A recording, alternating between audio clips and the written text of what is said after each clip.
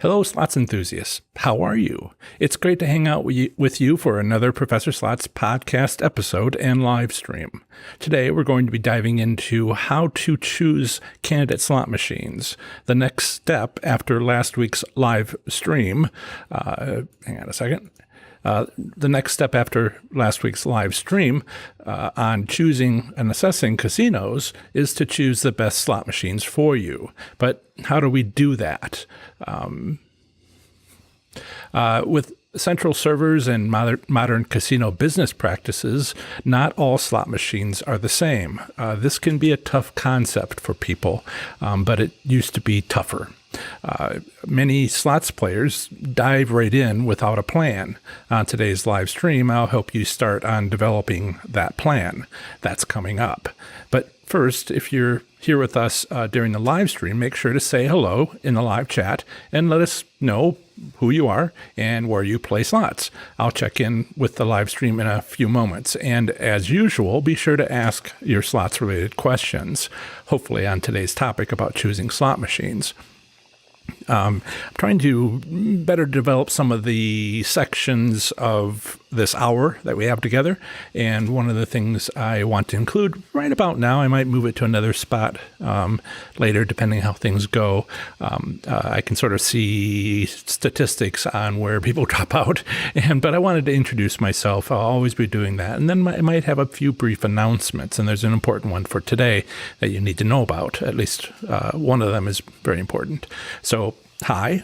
My name is John Friedel. Welcome to Professor Slots, a channel that's all about mastering casino slots so you can win your way to success. If you've ever walked into a casino, looked around, and wondered what's going on with slots, I can help. Thanks again for joining us today, whether you are listening on the podcast, watching this video later, or here with us on the live stream. I'm glad that you're all here.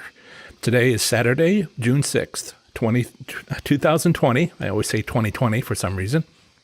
And about an hour ago, according to the American Gaming Association's live casino tracker, 519 U.S. casinos have reopened and 470 remain closed. That's right. Another 292 casinos opened in the last week.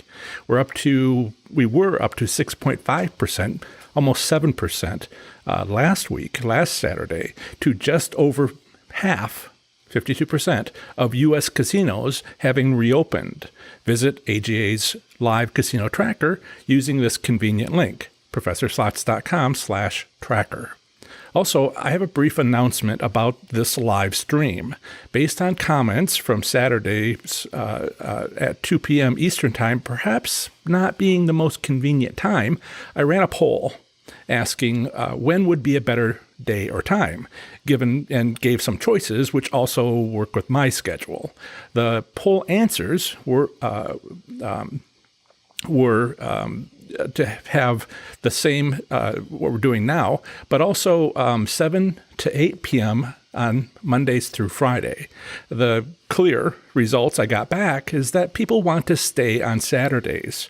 In fact, the combined results for every other choice, every weekday evening, equaled those for Saturday alone. So Saturdays it is. However, I hadn't even asked this question. I got a lot of replies that it would be a little more convenient for everybody to hold it a little earlier in the day on Saturdays. A better time seems to be noon Eastern Time rather than 2 p.m. For example, California can watch it live at 9 a.m., while London can watch it starting at 7 p.m. instead of 2 hours later for both of those places. One of the interesting things about having this business and having a live stream and doing some of the things that are live is that I'm covering the world. A lot of it's taking place in the United States, and even that's got like 3 to 4 hour time difference, not even talking about Hawaii or Alaska, my fans there. So I think that we need to move it 2 hours beforehand. I don't think, and I also don't think this is going to affect anybody. The people who are listening on the podcast will still receive the podcast at roughly 7 p.m. Sunday evenings and Eastern Time. And it still will take YouTube, because of all the stuff that's going on. Hopefully it'll do a little better at some point. But it also doesn't really matter. It takes about 12 hours for YouTube to process the live stream video and spread it over the globe. If you're closer, then it'll be available to you sooner. But everybody finally, the last person gets it, particularly people in England, about 12 hours later. So, that was 4 a.m., 3 a.m. Eastern time, 12 hours after we finished the live stream. And so, it doesn't really matter if it's 1 a.m., so I don't think anybody's going to be affected. The people who are going to be affected are those here on the live stream now. So let me know in the live chat if this is a problem. I hope it is not. I think we'll have more people coming in if we hold it 2 hours earlier after everybody adjusts to it. So I'm going to check in with the live stream to say hello and maybe answer a few quick questions before we get started further on today's topic about choosing candidate slot machines. Oh my, look at all those comments. And I wish there was a timestamp on some of this, because I think the first half hour is before we even started. So Chip is here first. He has chamomile tea and a bagel, which reminds me of a Facebook post that I've been seeing out there a lot. There's a little Yoda bagel, and then there's an Anakin bagel. Maybe you've seen it. I won't give away the surprise. Chip always asks a very detailed question right there at the beginning of the beginning of the chat. So I sometimes miss it because I'm saying hello, but I will make an effort to answer it now. His question: why do slots have more pay action with fewer bets, but as you move up to max, the slot can seem like it's not responding much? Since I usually max bet, it affects the assessment. It doesn't. People, it's a myth. It's a myth that people feel that it's strong. The myth is usually stated,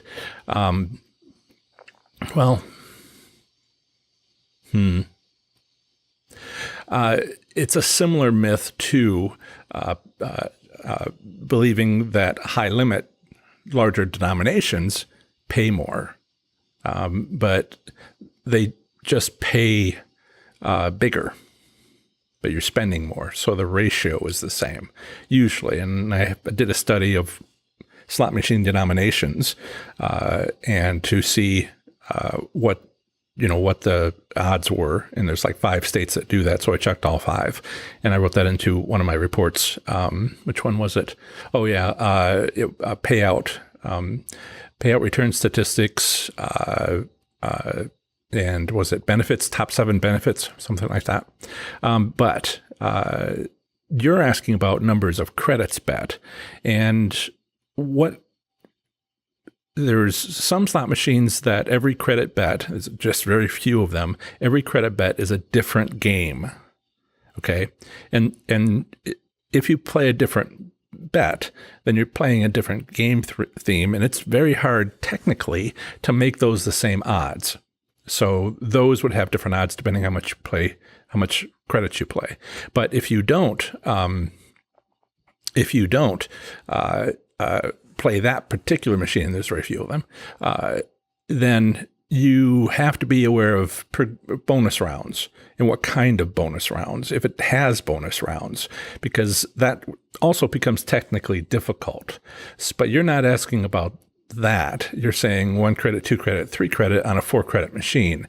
And 1 might be more often, 2 might be less often, 3 might be a lot less often, and not even worrying about 4 credits, which might have the opportunity to have a bonus round.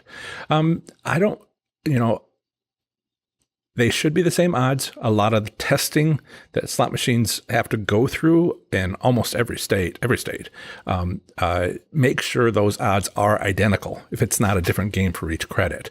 So it shouldn't be any different. Now, I can't do what I did for denomination amounts where I go check the data. No state provides, well, did you bet 1 credit or 2 credit or 3 credit, and they don't provide return statistics. But the law says it should be the same unless there's something like this different game per credit situation happening. That's why the bonus round, if it's caused by the max bet, that might have a different odds, but all the others should be identical. It's actually hard to make them different.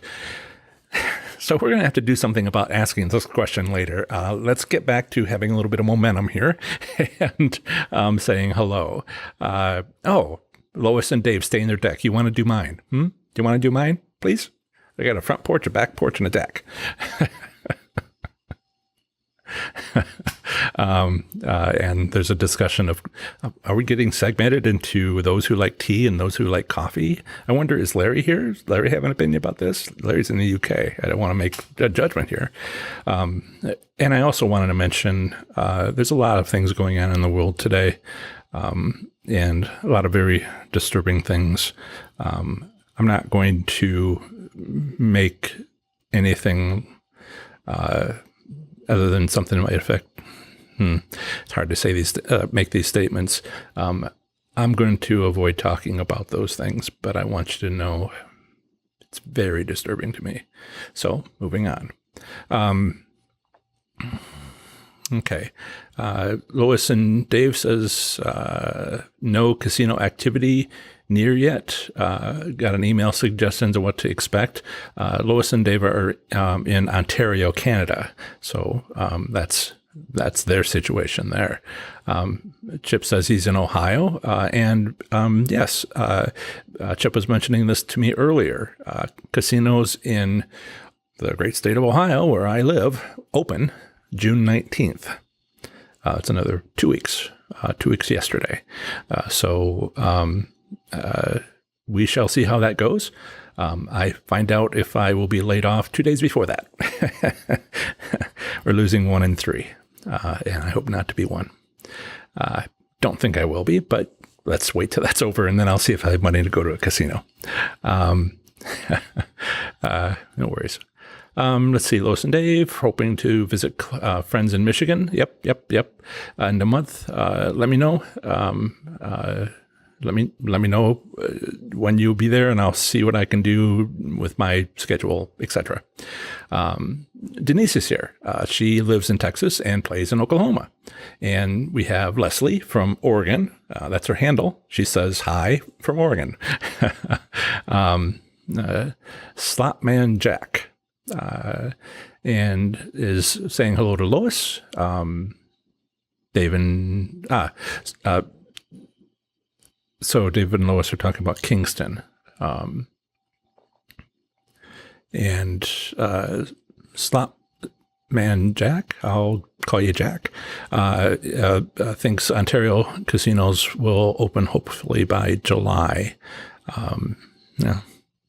Let's see.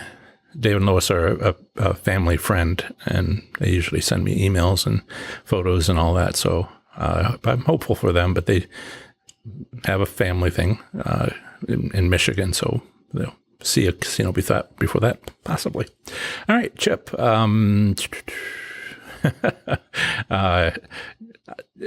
Chip has an interesting way of putting things. He's saying hello to Denise and says, wow, Oklahoma is like open casino heaven right now.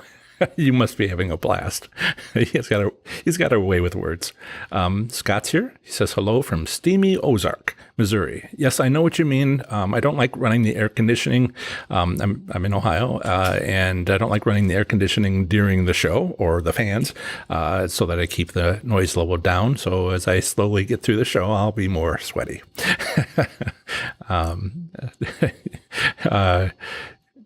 Great. And he tells us what he's drinking and eating.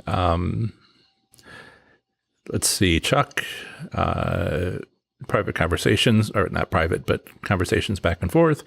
Chuck is here from Baldwin, Missouri. He's, okay. Okay. Back and forth. Yeah, there's a think it was the last New York State slot machine casino gambling article, professorslots.com/NY, that talked about the Niagara casinos and the Ontario casinos. Not sure I left in the link to the OLG gaming control board for Ontario, the province of Canada, the state, the Crown agency. Okay, Doug is here from St. Joseph, Missouri, drinking iced tea. Well, I'm going to have some tap water, okay? I feel like I need to have some tap water.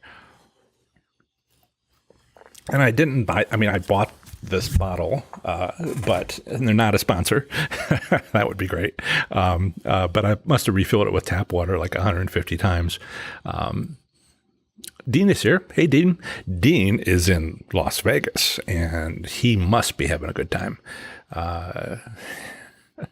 Doug, thank you, Doug. He says, give me a thumbs up, give me a like for the video so we can gain more followers. That's excellent. I noticed somebody subscribed to this video. I set it up a week ago, and they subscribed sometime in the last week, which is great because we hadn't had the show yet even.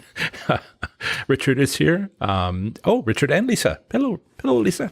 From Western North Carolina, currently checked in at a hotel at Cherokee, North Carolina Harrah's, spending the weekend. Only spotted one hand pay on this floor Friday night. We'll talk about that in a moment. We talked about it a little bit last week, and I'll talk about it a little bit more today. Texas Tootsie is here. Her name's Jan. She's from, you might have guessed, Texas, but she plays in Louisiana. And thank you for mentioning that earlier time is fine with you. I appreciate that. There's themes on these casino reopenings, and because of the safety of wearing masks and such, I don't. A lot less people are smoking these days, and going to a casino where people smoked was hard for me because of my allergies. And every time somebody says, like Richard just did, it's so nice to not breathe smokers' smoke on the floor, I just yeah, I know. Oh, what a relief. They have such good ventilation in Las Vegas. Dean, maybe you could find out if you go to the casino. I'm not saying you have to, of course, but if you go to the casino, they have such good air circulation. What's the smoke like there? Because, I barely smelled anything. It barely bothered me when I've been there, but I did talk to some of the slot attendants in the cashier's cage, and they talk about how in the corners, along the wall where there's not a lot of air movement, then it gets really smoky in the cashier's cage, which is tough on the employees. So maybe you can ask and see if they're doing a little better, because they just sit there in the mist, and the smoke and cough a little. Right. Just a question. Catherine from Oregon is here. Yay. Chuck is, thank you for not talking about politics.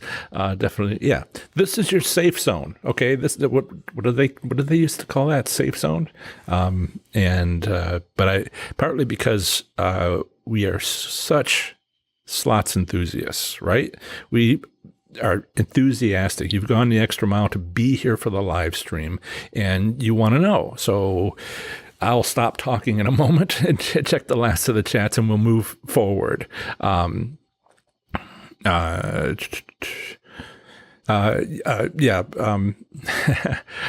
Richard says, map the floor, different dynamics of the slot machines due to half capacity, every other slot off, regular chain smokers not around, and very few high rollers padding the machines, mostly small bets.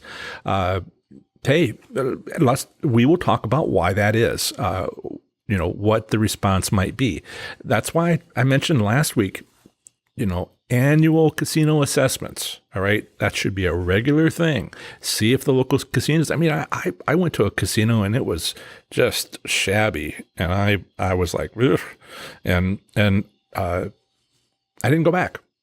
And then 3 years later, I drove by and I'm like, what is this? It's like they tore the building down and put up a whole new one. Why did I not know about this? So annually check, it doesn't have to be that much. It could be like a new owner. And how would you know necessarily? So That's what I mentioned last week. Assess your casinos annually. And if anything big happens, and there's a long list of things that could be that, I didn't make a list, but even if I had, I'm not sure I would have put global pandemic on it. So whatever is happening in your area, floods, renovations, shutdowns, annual casino assessments, the only people that wouldn't necessarily want to do that is those that only have one casino and they have little choice if they want to go. Dean switched to all caps about Las Vegas casinos are now open. Got a couple of thumbs ups on the noon is good. Dean says the larger the casino, the less you notice smoking. But I did, the corners are hard. I had a fluid dynamics course in graduate school that explained why, but I don't think we need to go over the Navier-Stokes equation, which is a wonderful equation. It has calculus in it and some vector functions. What's funny about this, and I promise it's funny, I like to talk about math too much, is I got a shirt from the Art Institute of Michigan when I was in graduate school, and it had this long equation that's just crazy looking for people who don't study that kind of math. And integrals and vector calculus and all that kind of tucked in there. And it's called the Navier-Stokes equation. And above the Navier-Stokes equation was a statement saying what part of, and then it shows the equation, and across the bottom it says, don't you understand? And that was something, or the people in my class thought that was funny, but nobody else did. Denise says also agrees about the non-smoking. Yes. I have Ohio voted a few years ago to not have smoking in at businesses, and that was part of the reason why I have a business, because I'm not sure how much of that I could take, and now I can go in and be comfortable and not bag my clothes and think about how close I am to having an asthma attack, and do I really need adrenaline, or can I get through it? Okay, so always nice to have a little personal conversation. Let's move it along. I'm still working on the balance between, how much I answer questions and how much I talk. And I'm trying to do like half and half. And we'll come back to you guys in chat in a moment, but let's support the podcast listeners and the people listening to the recording later. So that was great. Today's topic is based on the second of my 3 main articles on my website. The second topic is choosing slot machines. Last week's topic was the first article, assessing casinos for success. And I'm planning for the next week's topic to be my third article, identifying your gambling goals. Links to these 3 Every Slots Enthusiast Must Know articles are on my website homepage at professorslots.com. Did I see something? The one of the Greener Pastures, is it Chris, Wisconsin? I'm trying to look into selling shirts, and one of the things they don't have is anything with a collar.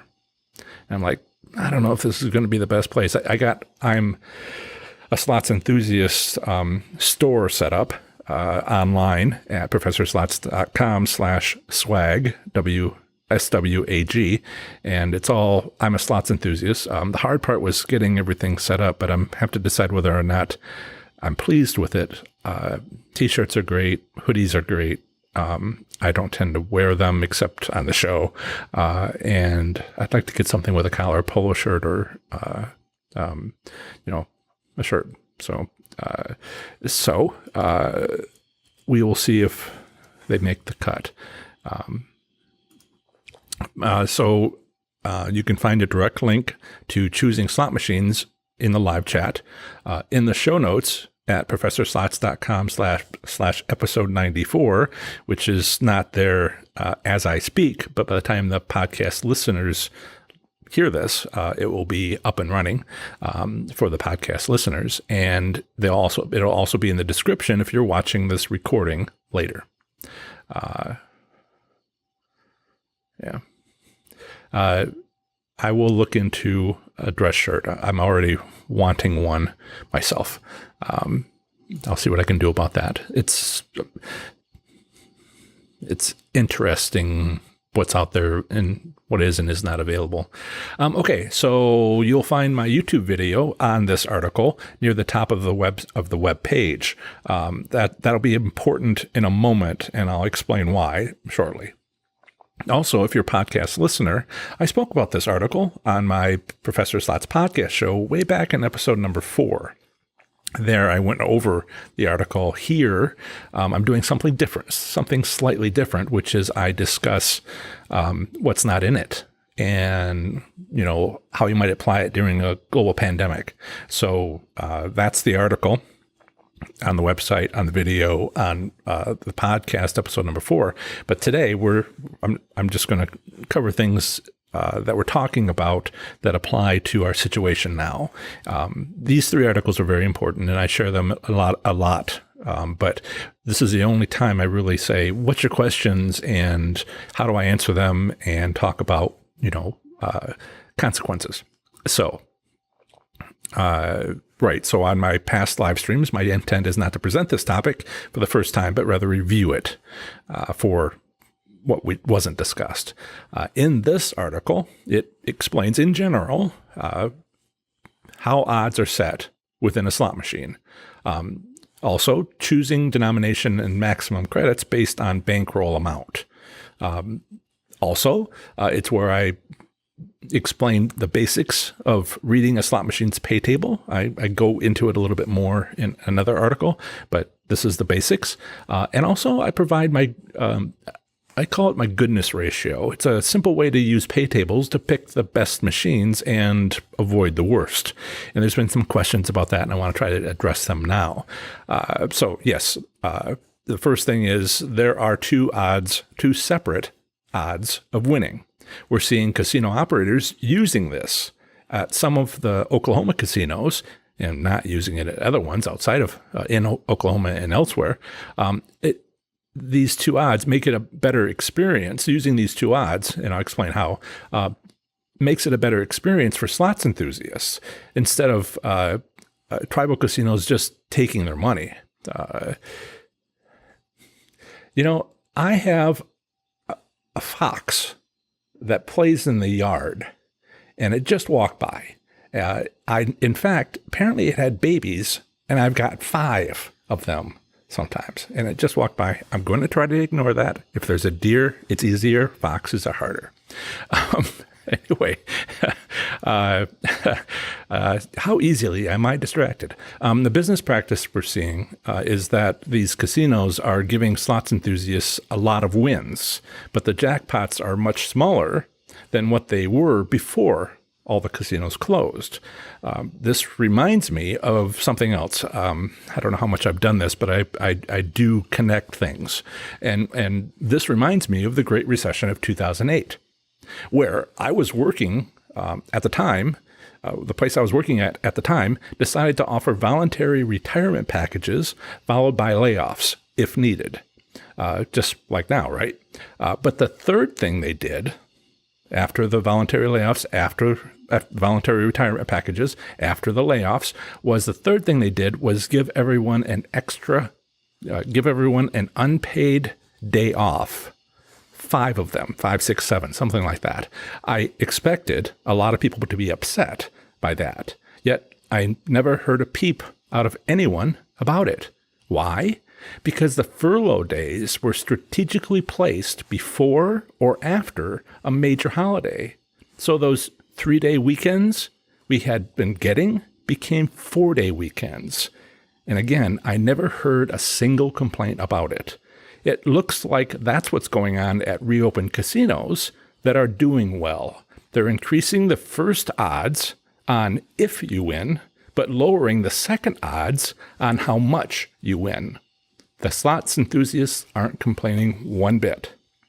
But those casinos who have tightened up the first odds of winning, and probably, but who knows, the second odds of winning, those slots players aren't happy because they aren't winning anything. I wish other casinos would pick up on this win-win combination of lots of wins, but small amounts. It's not what it used to be, but now I just have to figure out what the advantage is, so we can take advantage of that. But it certainly does mean that some casinos are going to do well with their reopenings, and because people will be happy, but they're also making money, lots of money, because the wins aren't that big. And that's win-win if I ever heard it. So one of last week's casino assessment suggestions was to walk the casino floor and observe. Is anyone winning? Are there any sounds of anyone winning? Because, that's a clue to leave, right? Do you see how understanding the 2 odds of winning applies to what you're seeing at your casino? With choosing slot machines, the next section in it is about matching bankrolls to denomination and credits. You can read or watch it yourself, but I will mention that some slots enthusiasts in emails and the slots communities will just about apologize for not playing high limit or maximum credits. Don't apologize. That's wisdom right there. Next is a section on reading a slot machine's pay table. Again, let's talk about more than what's written there. A question I often get to visually explain what I mean about my goodness ratio method, which is a way to use the pay table to avoid the worst slot machines. They want that some sort of visual explanation, more than you can do in just an article. So I did that. I did that in the YouTube video, and I'll give you a link in just a minute. That's why we want to make sure we look at the YouTube video for this article, because it's important to see the visual example. I mean, numbers are fine. Paragraph written in a paragraph is fine, but just having a sort of ping, ping, ping sort of visual is helpful for a lot of people. So rather than give you the complicated link that YouTube offers, I have a shortcut. So in my video, my YouTube video, Choosing Candidate Slot Machines, at 7 minutes and 50 seconds, there's a visual explanation of my goodness ratio, of examples used.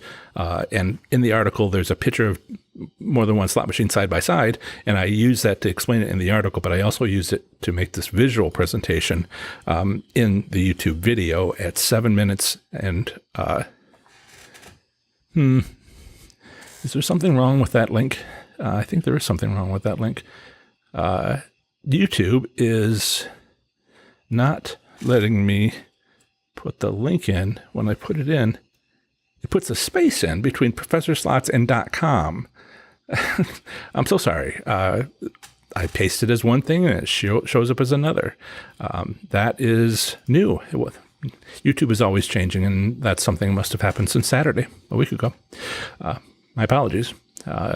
It'll be in the description after the show.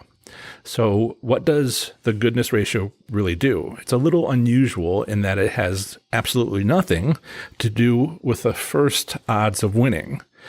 People say, "Oh, use your goodness ratio to find a machine that provides jackpots." I'm like, no. And let me explain. So it does not and can't identify a winning slot machine in the sense of being more or less likely of hitting jackpots. What it does do is identify whether any jackpot won will matter. All right? It's the 2 odds of winning again. If you win, how much you win. It doesn't help with the if you win, it helps with how much you win. Okay? So let me explain what that means. It means slot machines with a high goodness ratio have bigger jackpots if a jackpot is won. You'll have to use one of my other methods based on casino business practices to find a jackpot, find a jackpot slot machine that is more likely to provide jackpots. But just like we're seeing from some casinos now, will those jackpots be big enough to matter? One of the examples of this, recently mentioned it within one of our private Facebook slots communities, all names removed, was a slots enthusiast reporting back on winning $1,400 and $1,500 jackpots in a high limit room when playing a $50 denomination slot machine. As other slots enthusiasts commented, and I'm so proud of them for doing so, they wondered if he or she was even coming out ahead, or even close, actually. My point here is my goodness ratio helps find slot machines to avoid, so that if you win bigger jackpots. Put another way, a very different way, maybe you're winning enough at a casino already, and you just need to spend less time losing. Remember, income minus expenses is profit, but only if it's a positive number. Otherwise, if it's negative, it's losses, not profits. Finally, I'm often asked, what's a goodness ratio? I avoid suggesting one in the article because it's relative to your casino. It's usually either very high or very low. So pick a high one. Pick a high ratio with your desired denomination and credits combination, which matches your bankroll. Now, one thing we have to talk about is what if it's a progressive jackpot? And I might come back to that. I assume there's a way to still use it, but I can see. Let's get back to goodness ratio cutoff. I can see that picking a goodness ratio cutoff for the nation is wanted. So let's call it halfway. Let's call it halfway between the two goodness ratios from the side-by-side slot machines in the article picture and in the video at professorslots.com/goodness. A high goodness ratio is the machine on the left, a 2-credit quarter denomination machine with a top jackpot of 15,000 credits. That's $3,750. And it's a 2-credit machine, right? I mentioned that, with a goodness ratio of $7,500. All this is shown very clearly in the video at professorslots.com/goodness. So the one on the right should be avoided. That is also a quarter machine, but instead of 2 credits, it's a 3-credit machine. And instead of a top jackpot of 15,000 credits, it's a top jackpot of 6,000 credits. Its goodness ratio is 2,000, right? So the one on the left has a goodness ratio of $7,500, not dollars. And the one on the right has a goodness ratio of 2,000. So you can see that they're wildly different, right? And you want a higher number. So play the one with 7,500 as a goodness ratio. But if you want to know what a cutoff would be, let's go with halfway between the two. All right. If you need to avoid slot machines, my suggestion would be avoid slot machines that has a goodness ratio of, halfway between 2,000 and 8,000 would be 5,000 or less. So avoid machines with a goodness ratio of 5,000 or less. Now, if every machine in your casino, and this is the part that I worry about, every machine in the casino has at best 5,000, but several have 500, then we sort of have to redo that calculation, and I didn't want to assume. So, if it's extremely low compared to the others, avoid that, and your profit will increase because you're losing less. You're not spending you're not spending money on machines where the jackpot is so small that you're still losing money. And this is all statistics, so it won't happen every time, but it will change your profit for the year, improve your profit for the year, improve your gambling performance for the year. For those of you who wanted a number, I'm going to say happy now. So I'm going to switch back over to the live chat and maybe come back and talk a little bit about progressives, depending on how many questions we have. Yeah, I will have to do something about the dress shirt and make a note of that. There are some kind of less easy to find. I'm using a service called Teespring, Tee Spring, all one word. And some things they have and some things they don't. And some of the things that they have are not as obvious, and I have to dig them out. Like they have keychains, but apparently I have to buy nearly $1,000 worth of them because I have to they need to do a run probably in China and produce at least 100 of them, quantity of 100 of them. And I'm like, well, maybe I'll wait on that one a little bit. But I'll see if they might have buried in there somewhere not easy to find dress shirts, because that's what I prefer as well.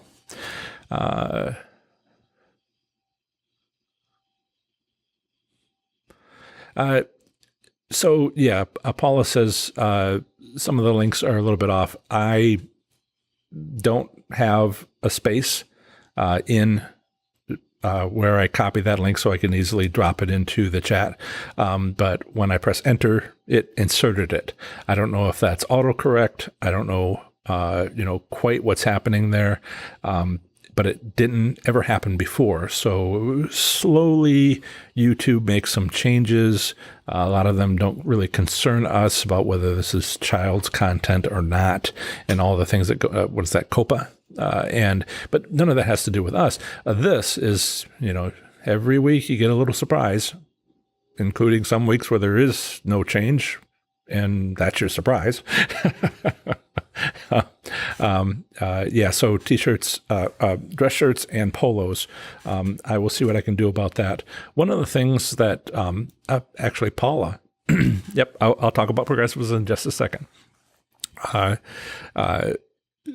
Paula had confided in me, family friend that she is, that perhaps the design of these shirts could be a little bit better. And I'm going to see if I can maybe put the logo on the front and I'm a Slot Enthusiast across the back instead of on both, and see if that can work. I have some problems with the graphic that I'm using where I have to make it transparent, and it's kind of not happening. So I got technical difficulties with Photoshop. But so you may over time see some changes. Now I would love to make it all like this, embroidery, but that's definitely not an option on that site. And the price will go up, and it may go up so much that it might be, difficult, for anybody to decide to spend that. But I do think they look nicer. So I will, keep working on that end. I finished, it's called mastering, or rather remastering. I barely mastered it the first time I submitted the audiobook a month ago. And this time I removed 2,000 breaths, right? If I breathe every 5 seconds, no, it would be about every 15 seconds I have a breath, and it's 8-hour long book. How many, it's roughly 1,500 breaths, and they all had to be zapped out. And so it took me a month to do that. And then I also had to, anytime my chair squeaked or something, I had to, much better at editing now. But I submitted it last night, and they have said it'll be a month before it's up and ready. It could be less than that. And last time I responded pretty quickly. We'll see. They currently say it should be about a month, maybe a little bit less. And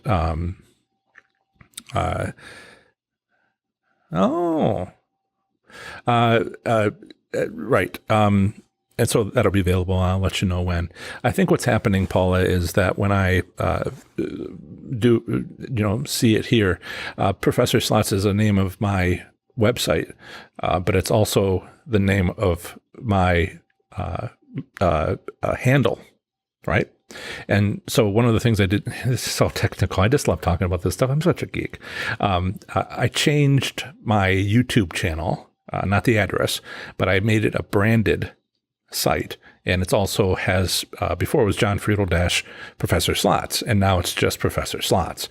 And that means that when Professor Slots posts a link that starts with Professor Slots, it drops in a dash or drops in a space on my end to highlight something.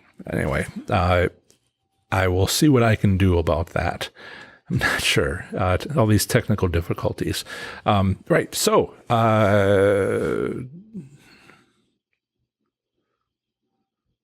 Yes. Every service is Texas Tootsie Jan says pretty sure you can only do embroidery on dress and polos, so front only. It depends on the service. And some services do embroidery, some do not. Some do terrible staining, which is kind of blurry, and others do really nice. And I should be getting the first samples from Teespring shortly, another 4 or 5 days. And I'll see what the quality is because all I have is pictures right now. And so we'll see how those actually look. I won't explain all the ins and outs, but there might be another service where I have shirts available and I need to sort of find a way to make it all kind of convenient and kind of get it on my website as well. Teespring is the only thing that'll work on YouTube once I get to 1,000 subscribers. So I'm ready for that, but it may not be the best one. It's just the only solution for YouTube. But on my website, I can do better, and I will do better. I'll let you know. Thank you. I appreciate the feedback from both of you, all of you. Okay, so progressives. The whole idea about the goodness ratio is that you take the top jackpot on the maximum credits, and if that is in credits, it isn't always, but if it's in credits, then you divide it by the number of credits. All right. So you have 3 columns. The third one is the numbers, the jackpot amount in credits that you would get for the maximum credits. Let's say it's the third column, and that's the 3 credit option. And the top jackpot is, 6,000, and it's 6,000 credits. And so you divide that by, say it's a 3 credit machine, you divide it by 3, and you get 2,000. Your goodness ratio is 2,000. Well, what if it is a progressive slot machine?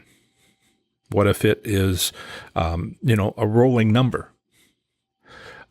Well, what you need to do then is drop down to maybe the second highest jackpot.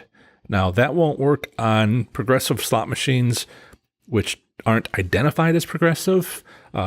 Progressive slot machines include those with a major and minor jackpot that are also rolling. The rolling part is the progressive part because it's progressing. So you need to find the highest jackpot that is not a progressive, that is not a major, is not a minor, and you need to find out what that amount is and how many steps down from the top. All right, so progressive jackpot amount is the top jackpot. The major and the minor may not be the top. The major should be a top jackpot, might not necessarily be.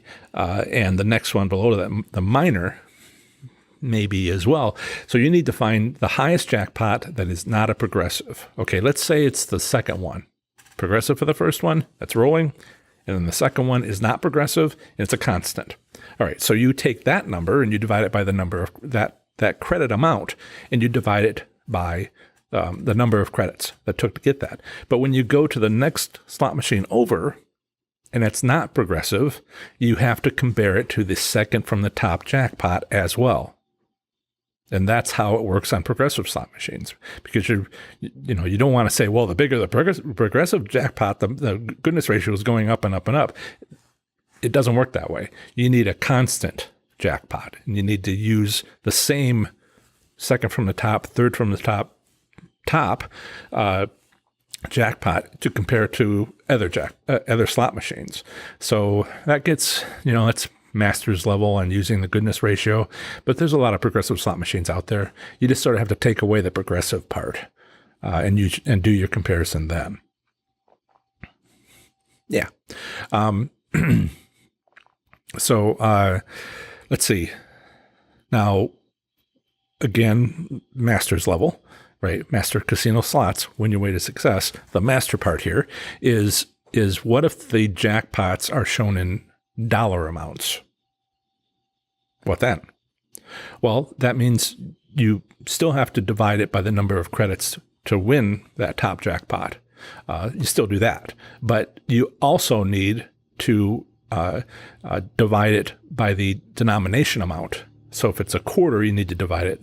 If it's 1, the number doesn't change, and that's easier. But if it's a $5, then you need to divide it by 5. So if the jackpot is in dollar amounts, you have to divide it by the denomination. That way you can compare that slot machine to any other denomination slot machine.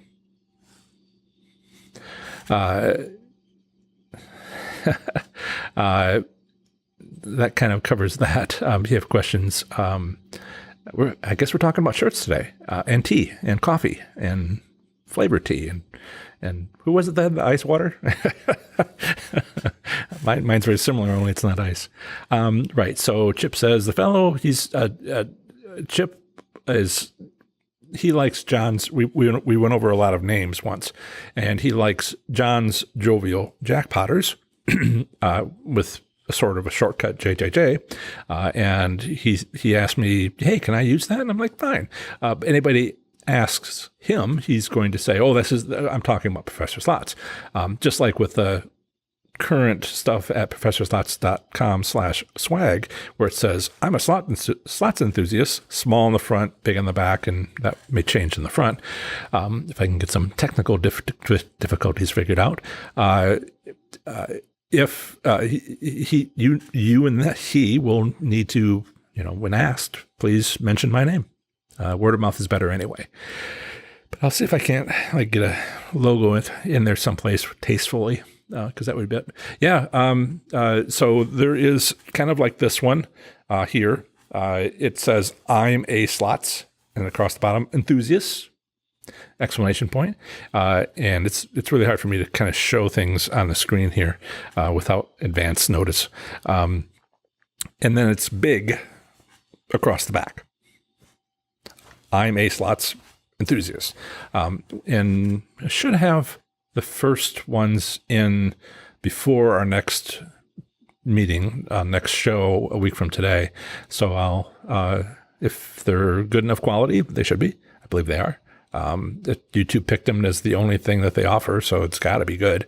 But I will likely wear one this coming Saturday, even though it won't have a collar. And you'll see.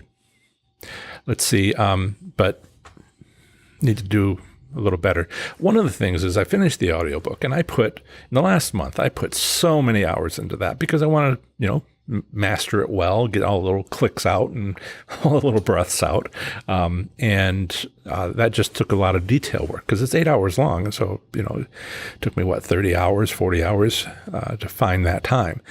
Now that is done, unless they send it back and I need to touch it up, that should be over. And I can only do one big project in addition to everything else at any one time. So now I'm like, okay, why don't I do 3 quick things in the next couple of weeks?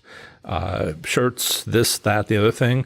And then I have an idea for some other stuff to sell, just because I think people want it. And I'll mention that when it's ready. But then I need to move on to the next big thing. And I'm pretty sure it's putting together everything I need for about a 6-month effort to get the first beta version of the online course ready for our beta testers, of which I have a list. And then they run through it and give me feedback as the only charge for that. Yeah, Richard says, audiobook? Great idea. I recorded it in November and have been working on it, submitted it a month ago. Like I said, 8 hours. The recording itself was 30 hours, and I had to take out all the misspeakings and whatnot. And then I submitted it, and they came back and said, you got to reduce your noise floor and some other technical stuff. And so I took the last month, did it, submitted it last night, and they said it would be a month. It might be less, should be a month. And I don't know how much it's going to cost. They say they set the price. Don't join Audible.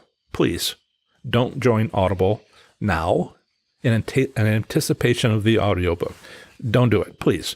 Unless you want to, but don't, because I could send you a link and when the book comes out where you can join at no cost to you, and I get $75 for that if you stay for 3 months or something. So at no cost to you, I can get you can help me out with maybe making maybe buying those keychains that for slightly under $1,000. So hold off if you are not a member of Audible, and I'll send you a link when my book becomes available. And as your first purchase using my affiliate link, it won't cost you anything more, but I might get something more. And so audiobook on its way, might be another month. Okay. Again, I got bills, and the more income I get, the more I can afford the extra stuff for you guys. So it's all going right back in, unless until at some point I make enough to make an extra student loan payment, which is kind of like my long-term goal. Right. So, so Denise is saying goodbye, and I think we pretty much. Yeah. Chip talked about having his shirt, and if you see that there's a combination of factors in order to get you this stuff, which is I need to be able to sell it online. I need to be able to, maybe have a plugin for the website, or maybe they have a shop that doesn't rip you off. That has good quality. Instead of like terrible quality. There's definitely some characters out there where that'll happen. So I'm looking for a quality. I have a matrix of all the things I'm looking for, and this is my third site that I've gone to, and it's got some advantage. Excuse me, it's got some advantages.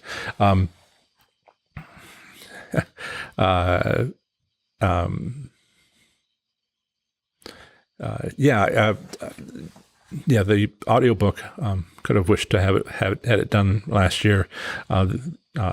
People are saying that would be great. And I'm like, yeah, I get there. Having an online course would be great too. Website, podcast, YouTube show. One of the things that I hope to be able to do now is the last month, I just worked on the audiobook. It's just so much detail that I didn't do my Monday, was it Tuesday, Thursday, Friday? No, Tuesday, Thursday, Sunday, recorded videos. Apologies for that, but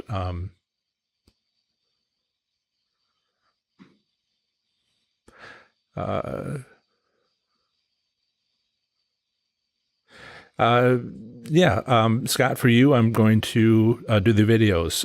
I think you mentioned 6 or 7 weeks ago, that, this intent is to build a community.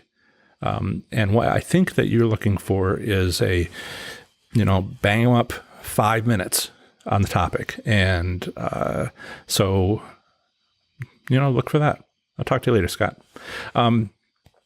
Right. I think I've covered all the stuff that I wanted to cover about review of this document. Next week, we'll be talking about identifying your gambling goals. The article's already there for you. And Steve, I had to approve your link. I don't know why that keeps on happening. But I wanted to make sure that remember that those of you on the live stream will be switching to starting at noon Eastern time next Saturday. Also, as I've also mentioned, join your local slots community on Facebook to get the latest on casino reopenings in your area. Share your casino trip reports and see what your local slots enthusiasts are sharing. Every state has a private Facebook group slots community I've set up. Find yours at professorslots.com/FB. Have fun, be safe, make good choices. I'll talk to you later. Bye. Okay, everybody, it looks like I'm live. If you want to give me a thumbs up, or I don't know that we have thumbs ups, but let me know if the sound is good. Things on my end look okay, and we'll get started. Excellent. So, I've discovered that apparently I love the word excellent. I use it so much. Okay. Hello, slots enthusiasts. How are you? It's great to hang out with you again for another Professor Slots podcast. and podcast episode and live stream. Today we're going to be diving into my third easy step to immediately improve your slot machine gambling performance. This time it's all about you. Each slots enthusiast has their own wants, needs, and desires. What do you want from your assessed casino and chosen slot machine? How can you master casino slots and win your way to success if you don't know what you want? So focus and win. That's coming up. But first, if you're with us during the live stream, make sure to say hello in the live chat and let us know where you are at and where you play slots. I'll check in with the live stream in a few moments. And as usual, be sure to ask your slots-related questions. Hi, my name is John Friedel. Welcome to Professor Slots, a channel that's all about mastering casino slots so you can win your way to success. If you've ever walked into a casino, looked around, and wondered what's going on with slots, I can help. So thanks again for joining us today. Whether you're listening on the podcast, watching this video later, or here with us on the live stream, I'm glad you're all here. Now, this is a new time. And there may be, as I mentioned last time, there shouldn't be too much of a problem for anybody except the people here in the live stream, because I pulled it in 2 hours because middle of the afternoon Eastern time gets to be a little bit late, even in California, at lunchtime, basically. So not basically, but up until, people have already started their day. Eastern time, Central time, Mountain time, Pacific time. It's just a couple hours too late. And after more than 6 months, I've decided to pull it in a little bit based on some recommendations I had gotten to make it a little more convenient for everybody. But there are usuals on the live chat may have a harder time of it. So I'm going to take a moment and see. Looks like we've got 9 concurrent viewers. So that is to specifically see who is not here. I see a lot of familiar names, but one concern I've had was not to be too inconvenient for all of the dedicated audience that have been coming to these, but also hopefully see who else over time. It won't be necessarily today, but over time, see if we can draw a larger crowd, because kind of how this all works with YouTube is the more people that make it to the live stream, the more it's sort of pushed out there by YouTube with its algorithm to be seen by more people. And then the next time, they show up. So it's all a system. And me, let's see if we can't find a winning advantage, whether it be slots or not. So before I get to the chat, today is Saturday, June 13th, 2020. And this morning, the American Gaming Association's live casino tracker shows 621 U.S. casinos have reopened and 368 remain closed. That's right, another 102 casinos opened in the last week. So we're up from 52% last Saturday morning to nearly 2/3 of U.S. casinos having reopened. For updates, visit, and this is going to be in the all the different places.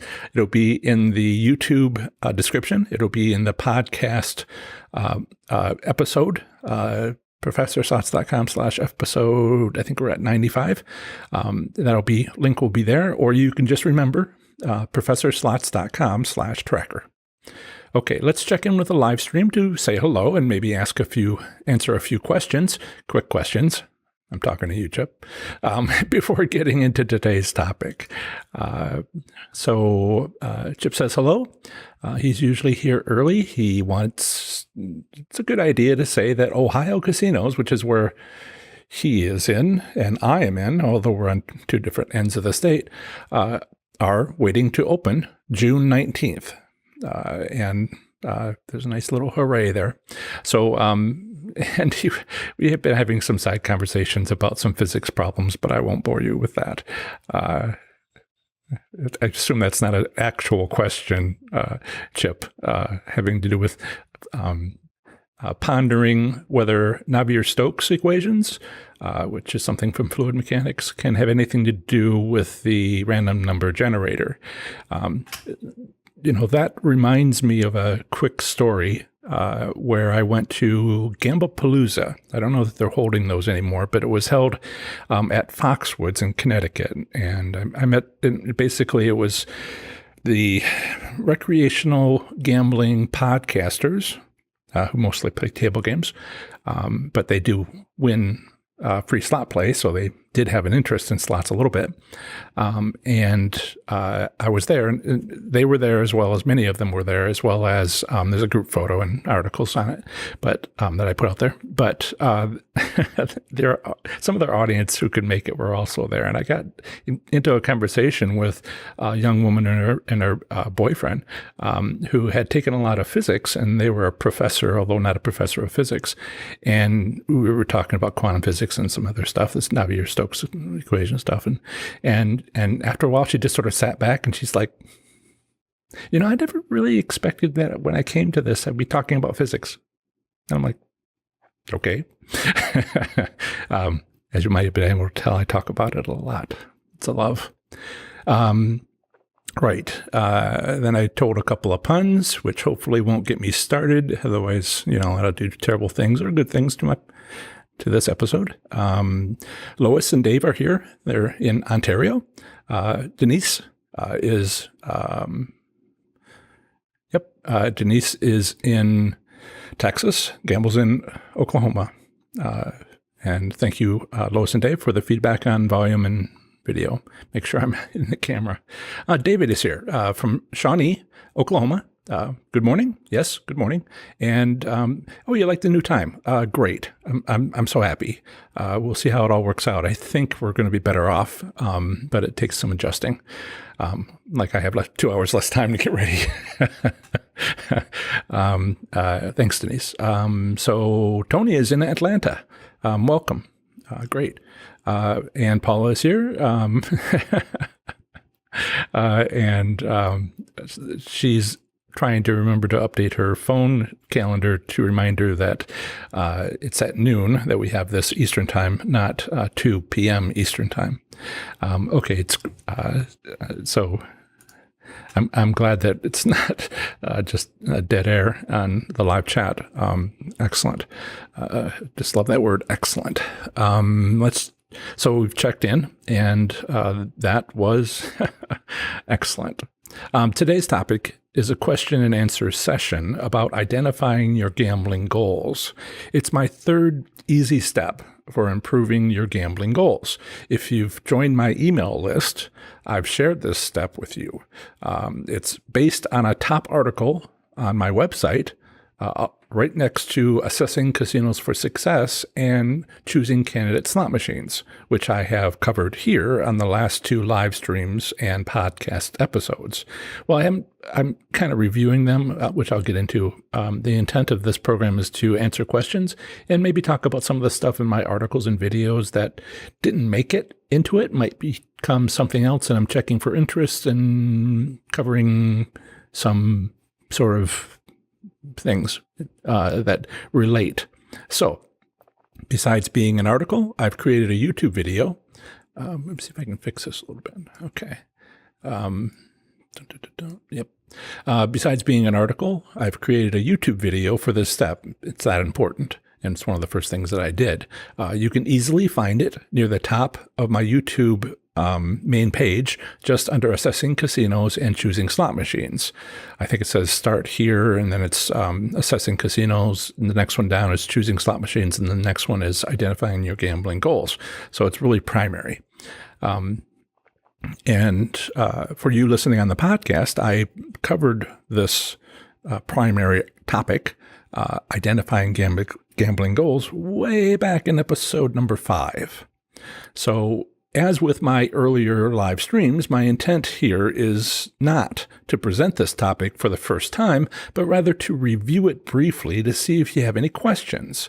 If you haven't seen or read it, don't worry. That's what a brief review that I'm about to give is 4. But my review isn't meant to replace the original. So I recommend that you take a look at it or read it or watch it or listen to it. Another reason I'm reviewing identifying goals here is because there are some, call them advanced topics, which didn't make it into the article. And we're going through some strange times with our national crisis. And so, some of these advanced topics really couldn't be part of that original article because it was before the pandemic that I wrote it. So, we can discuss how it applies now, and we will. So finally, I'll discuss how a topic connects to other aspects of what I teach, which later will only be available here and in the online course I'm developing. Now, I might have a link to another article in the first article, but that doesn't really say how it all fits together. You can go read it. So the online course, I think, will provide some value because it'll put together kind of a bullet list of topics and how they all interrelate. And it can be a little harder to do that with 75 articles, soon to be 300 articles. I don't know about soon, but, to give you all the helpful information free, but then to organize it for you in an online course to match your specific needs. Okay, so, so enough on why I hold a weekly live stream Q&A session. On with the show. Let me double check to see if anybody dropped in later on the... Oh, Jan, you made it. Texas Tootsie. I was wondering if you'd be able to make it. She is in Texas and she plays in Louisiana. Good. I feel better. Let's see here. Mostly, identifying your gambling goals is an introduction to the 3 most common gambling goals of going to a casino for entertainment value, complimentary gifts, or comps, if you know the term, and take-home money. Just to be clear, before I talk about these 3 goals in the article, I start going these 3 goals in the article. There's 3 articles. The last 2 episodes have been about those other 2, and this one has 3 goals that I cover, the most common ones. So before I go over those 3 goals in the article, I start by going over how bankroll size doesn't matter. It's not uncommon for slots enthusiasts to feel some pressure, maybe from peers, maybe from some other reason. I try not to put any pressure on anybody. They feel some pressure to make bigger bets than they can afford to lose.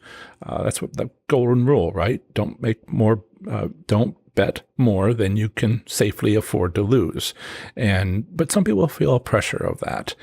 This might even be where gambling abuses can occur or start. Not that I'm a medical professional, can necessarily help with that. I can only provide resources. So slots enthusiasts who don't know their gambling goals will tend to lose their focus. For instance, maybe they enter a casino and try to carefully win take-home money, right? Focused. But then they win a big wad of cash, and they forget all about the money management skills, like slipping a certain percentage of the winnings into a lockbox or designated deposit-only pocket, the money management skills. Let me see if I can do this here. So what I'm talking about is, something like the gamble box, or something like, what is this? The something 2000, where you have a slit in the top. What is it? Winner's Bank 200. And there's a slot in the top. You fold a $1 into it, or $10 or $100, and you put it in there and you push it in. And I'll make a video about that later so you can see, how many bills of whatever type you can get in there. I just have to go to the bank when I can and get like a stack of $1 bills so I can show you how it kind of works, because once they start getting full, what do you do then? But I've written elsewhere in my money management skills article about using a pocket. It's just a habit, you just self-discipline and use a pocket, and it's a deposit-only pocket until you leave the casino. but some people like that. So I will do a video, an article on it sometime because, whatever works and whatever you're comfortable with. But I've successfully done it with pocket in my jeans. It holds more. But I will do a video some other time about that. There's a bunch of videos I need to do. So slots enthusiasts, as I said, who don't know their gambling goals will tend to lose their focus. For instance, many, maybe they enter a casino and try carefully win take-home money, and then they win that take-home money and forget all about their goal. They forget about money management skills. They forget about using a lockbox or a designated deposit-only pocket. Instead, they switch their goal, maybe not even realizing it, just not aware that what they were trying to do was like a goal, and now they don't have that goal because they'll take that money and they'll switch over their goal to spending it for entertainment purposes. Well, I just made this money and now I'm going to spend it. It's a switching of the goals, and feel free to do what you want. But if you do have that goal, I am pointing out, you need to focus on it because they switch to spending it all for entertainment and earning comps. So then when they get home, they feel bad. They wonder what happened to their take-home money. In effect, they didn't stick to their original goal. I'm not saying you have to stick to your original goal, but if that's your intent, this is what happens when you don't. Maybe your goal is to win money and then spend it. But if that wasn't your goal, choose a goal that you stick with. You'll reach it, right? During our casino reopenings, and trying to connect this to what's happening now. During our casino reopenings, we're seeing some casinos increasing the first odds of winning, that is to say, if you win, while decreasing the second odds of winning, which is to say how much you win, right? If you win, and then if you win, how much you win. Odds are calculated twice, all right when you push the button. So for slots enthusiasts with the goal of winning entertainment value, that approach by the casino of the reopened casino is perfect. Slot enthusiasts with this gambling goal love winning and don't think and don't mind paying for it. For them and casinos, it's a win-win situation. I could wish more casinos understood this. Again, I haven't covered everything from the article and video, so please check it out. And as I mentioned, it doesn't cover a few other slightly more advanced but related topics. For instance, I don't cover other gambling goals besides entertainment, comps, and take-home cash. But I assure you, they exist. So let me ask you, yes, you in the live stream chat, you in the video watching later, or so many of you listening on this podcast episode, what's your gambling goal? Is it entertainment, complimentary gifts, take-home cash? Or is it something else? Let me know in the live chat during this live stream. Let me know in the comments section if you're watching this video later. And for you listening on the podcast, well, odds are you're probably driving. So I don't know quite what to tell you. Just keep your eyes on the road and maybe email me later if you remember to. Be safe. So let's switch over to the live chat again and see what they've got to say. Let's see. Anybody want to share what their gambling goal is? I mean, for some of you, I know, you've shared that with me previously on previous chats. You've shared that with me. Hi, hanging with Linda. So if you have a goal when you go to a casino, entertainment, comps, winning take-home cash, share it. Now, Linda, I think you're probably there to get a good video, right? She's a YouTube creator, right? There have been other wonderful YouTube creators in the chat in the past, and some not so wonderful. And let's see. Oh, Denise has shared that. Let's see. There's a round face with a money dollar signs in the eyes, green, and the tongue. It's got a dollar sign on it, followed by looks like a cash with some wings on it, and then a bag of money with a dollar sign on it. So I'm gonna take that as money is her gambling goal. Good luck with Vegas on Tuesday. I wish you every success for your YouTube channel, Linda. For those who are listening on a podcast later, her name is her handle on YouTube is Hanging with Linda, and she has been a delight compared to others on this. So if you are interested, look her up. Thank you, Linda. So Paula says, mine is partly entertainment and partly supporting my best friend's business. Just to be clear, Paula doesn't buy my stuff, but she might edit my book. So she has, we've been working on maybe her being a moderator, except I hadn't had YouTube set up properly. And certainly she's done some fine editing. Apparently I have a huge fondness for commas. And while we didn't remove every comma in my book and then just replace the ones that were necessary, that was much closer than what I had done originally. Good morning, Joe. Joe is in California. Joe, I'm asking everybody what their gambling goals are. My research has shown the most common one is entertainment. The second most common, it's kind of tied after that, is comps, earning comps, and then making money. And then there's the less common ones, which is what I'm going to be covering next. So Linda's goal is to come home with more money than you came to the casino with. Staying within a budget is important. Yeah, absolutely. Absolutely. And we'll talk a little bit about how I see people responding to that when it's my turn. Let's see, Chip says, is it appropriate to hold to the casino and have multiple goals, or should you concentrate on just one? Right. So this article that I have in video and podcast episode and all that, identifying your gambling goals, is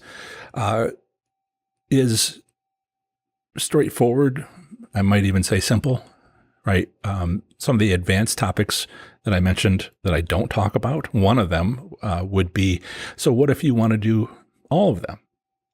And my recommendation for people who are kind of just getting started and kind of trying to do this is just pick one goal, get good at it, then pick another goal, get good at that, and then either learn the third most common one out of entertainment, comps, or making money, and learn how to do that one. Because if you know how to do each one individually, then you can start combining them. Now, this assumes a certain amount of patience and not just jumping right in. It also assumes that, I know, Chip, you've been playing for years. So it is conceivable that you could focus, that you have focused on 2 or 3 of these in the past, and then you start beginning to see the connections. But for people who are just getting started, if you want to earn comps, you need Players Club points. So you have to spend money. But then the other goal is to have take-home money. So it's like they're kind of mutually exclusive. And if you want to, thank you, Linda. If you want to do both, you have to sort of figure out each well enough to understand the overlap. And one of how I figured out how to do all 3 at once was to go high limits. I both took home money and, cycled $175,000 in a year minimum to get to 7 stars under the Caesars reward system at that time. They've made some changes and things, particularly this year, for how many points you need to get over to a certain tier. particularly top tier. So there are ways to do it, and there may be more ways than that, and I'll get into that for a little bit, Yep. So, okay. So let me get back to kind of these offshoots, corollaries, advanced topics. If you're just getting started with this concept, then, read the article and get the basics. And then we'll talk about how to advance from there. And these are good questions. I thought of these in advance and made some notes. So let's go over some of these in a little more detail for you. That was excellent. Love that word. Okay, so you've shared your gambling goals. I should share my goals. My slot gambling goals are of the less common variety than most. And I'll explain why. As we've discussed off and on, nobody else talks about slots the way I do. Yes, slots-related websites with somewhat questionable ethics will offer to talk about winning slot strategies after you pay them, one topic at a time, and none of them free. Then there's the wonderful, I'm looking at you, Linda, there's the wonderful and, of course, not so wonderful. I don't see anybody like that here on the live stream, on the live chat. And then there's the not so wonderful YouTube creators who sometimes talk about winning slot strategies. Not all of them will, but some will try to talk about what they've learned. Most just ignore the possibility because, again, that's not their goal. Let me explain. Many YouTube creators show edited or rarely unedited videos of their playing slot machines in a casino that they have a contract with. These creators are offering content to slots enthusiasts at home, not at a casino, with those slot enthusiasts with an entertainment goal. All right, they're getting what they want because they're watching someone play a slot machine. And that's the goal. That's the market. That's what the intent is to provide a service to those entertainment goal slots enthusiasts. But and typically, if they talk about winning strategies, and most don't, it's mostly myths and guesses mixed in with a few pearls of wisdom. But again, any such channels are trying to talk about how to win because are not talking about how to win because that's not their goal. And I'm happy for them. I'm happy for them for how big their channels are. Not jealous at all. Well done, fellow YouTube creators. But again, my goal is to educate slots enthusiasts on how to win at slots, where winning depends on their gambling goal, not just money. Yes, my gambling goal is to learn. Now, despite what I say about no one else doing this, there are actually quite a few slots enthusiasts who know one or two of my winning strategies. I mean, they've figured it out themselves at their favorite casinos, but they didn't start a business to share their winning slot strategies like I have and am. And why would they know more than one winning strategy, right? Because once you've figured out, for instance, the best times to win on a specific slot machine at a nearby casino, why would you ever go to another casino or even another slot machine? Believe me, I came very close to doing this myself during my 90 taxable jackpots in 9 months period. But because I have a learning gambling goal, I had to stand up, try other slot machines, and win. Sometimes, often, not always. I was learning. I'd go to another casino to figure out how to win there and win a car, all while still winning jackpots at the first casino. But I still have a question hanging out there from a moment ago. Why would a slots enthusiast who already knows how to win, and there are more than a few of them, including more than one slots enthusiast on the live chat show right now, in the live chat right now, since why would that, you know who you are, and I know who you are, why would each player ever stand up from their winning slot machine, where they are basically wearing out the chair, and, well, try something else where they will likely make less money? I'll tell you why, because casinos change over time. What if that winning slot machine is replaced and another winning slot machine needs to be found. What if that casino gets torn down and moved down the road slightly to be a little further away from flooding caused by the Ohio River? These are real examples, by the way. Or what if the casino gets new management? Remember, besides money management techniques, focusing on what you want, gambling record keeping, and a whole lot more, my winning slot strategies are based on taking advantage of common casino business practices. And a new owner means a change of which business practices might be there to take advantage of. So then those slots enthusiasts who used to have one valuable winning slot strategy that worked now needs to figure out another slot strategy to use to win at slots because the situation has changed. This is one of my, what's the phrase, audience segments, an inexpensive consult with me to explore their best options for getting back to winning or wearing out my book, Learning to Win. Hey, the audio is available now. That was in this morning's newsletter. I'm having some trouble putting links into the chat because it kind of messes up. I have to figure out how to put links in. It is available in the description and as well as the podcast, the link to the audio version of my Learning to Win book, which I've been working so hard at.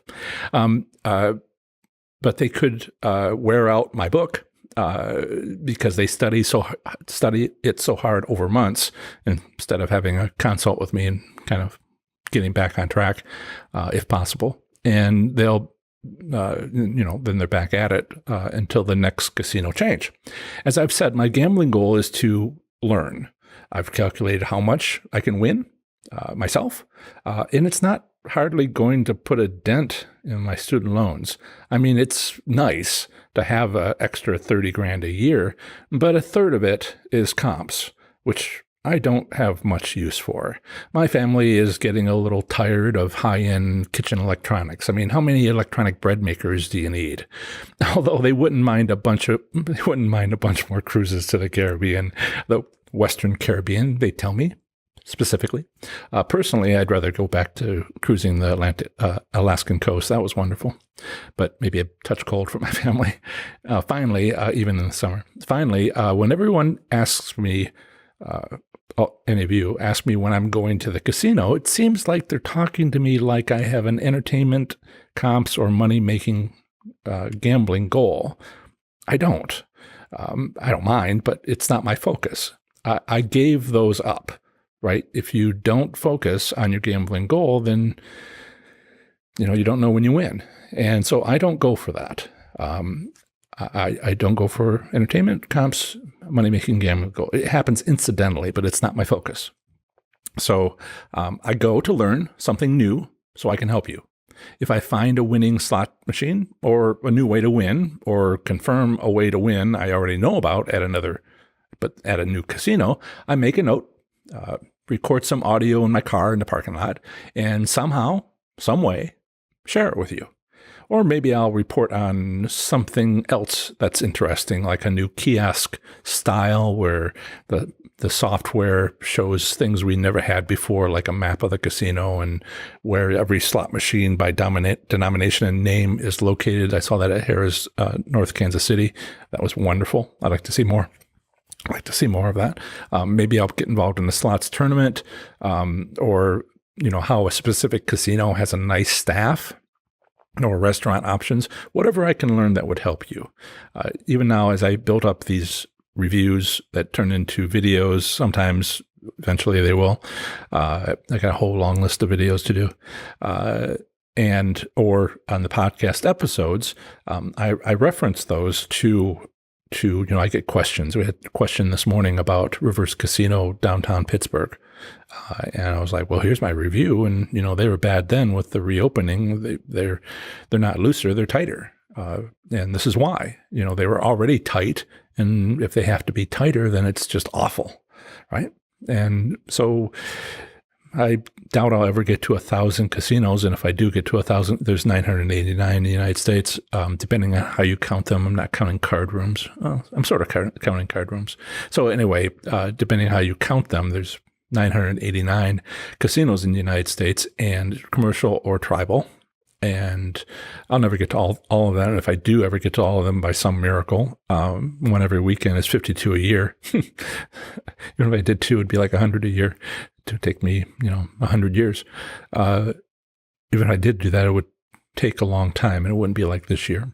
So I am learning. I am trying to capture things to learn, and I'm trying to share that with you as best I can, and that's my goal. So when you ask me if I'm going to go to a casino, I'm going to ask myself, first thing, what might I learn? I can go to explore. What's a riverboat casino like? What is a casino like right after the reopening? What is it like 2 weeks after the reopening, and how has it changed? I ask myself these questions so that I can provide answers when I am asked. And this is how you learn. After a couple of years, I've figured out hundreds of things, and I steadily share that with you. So let's get back to where I was at. So, Chip, I hope that you understand that, yes, you can combine multiple goals. It's an advanced topic.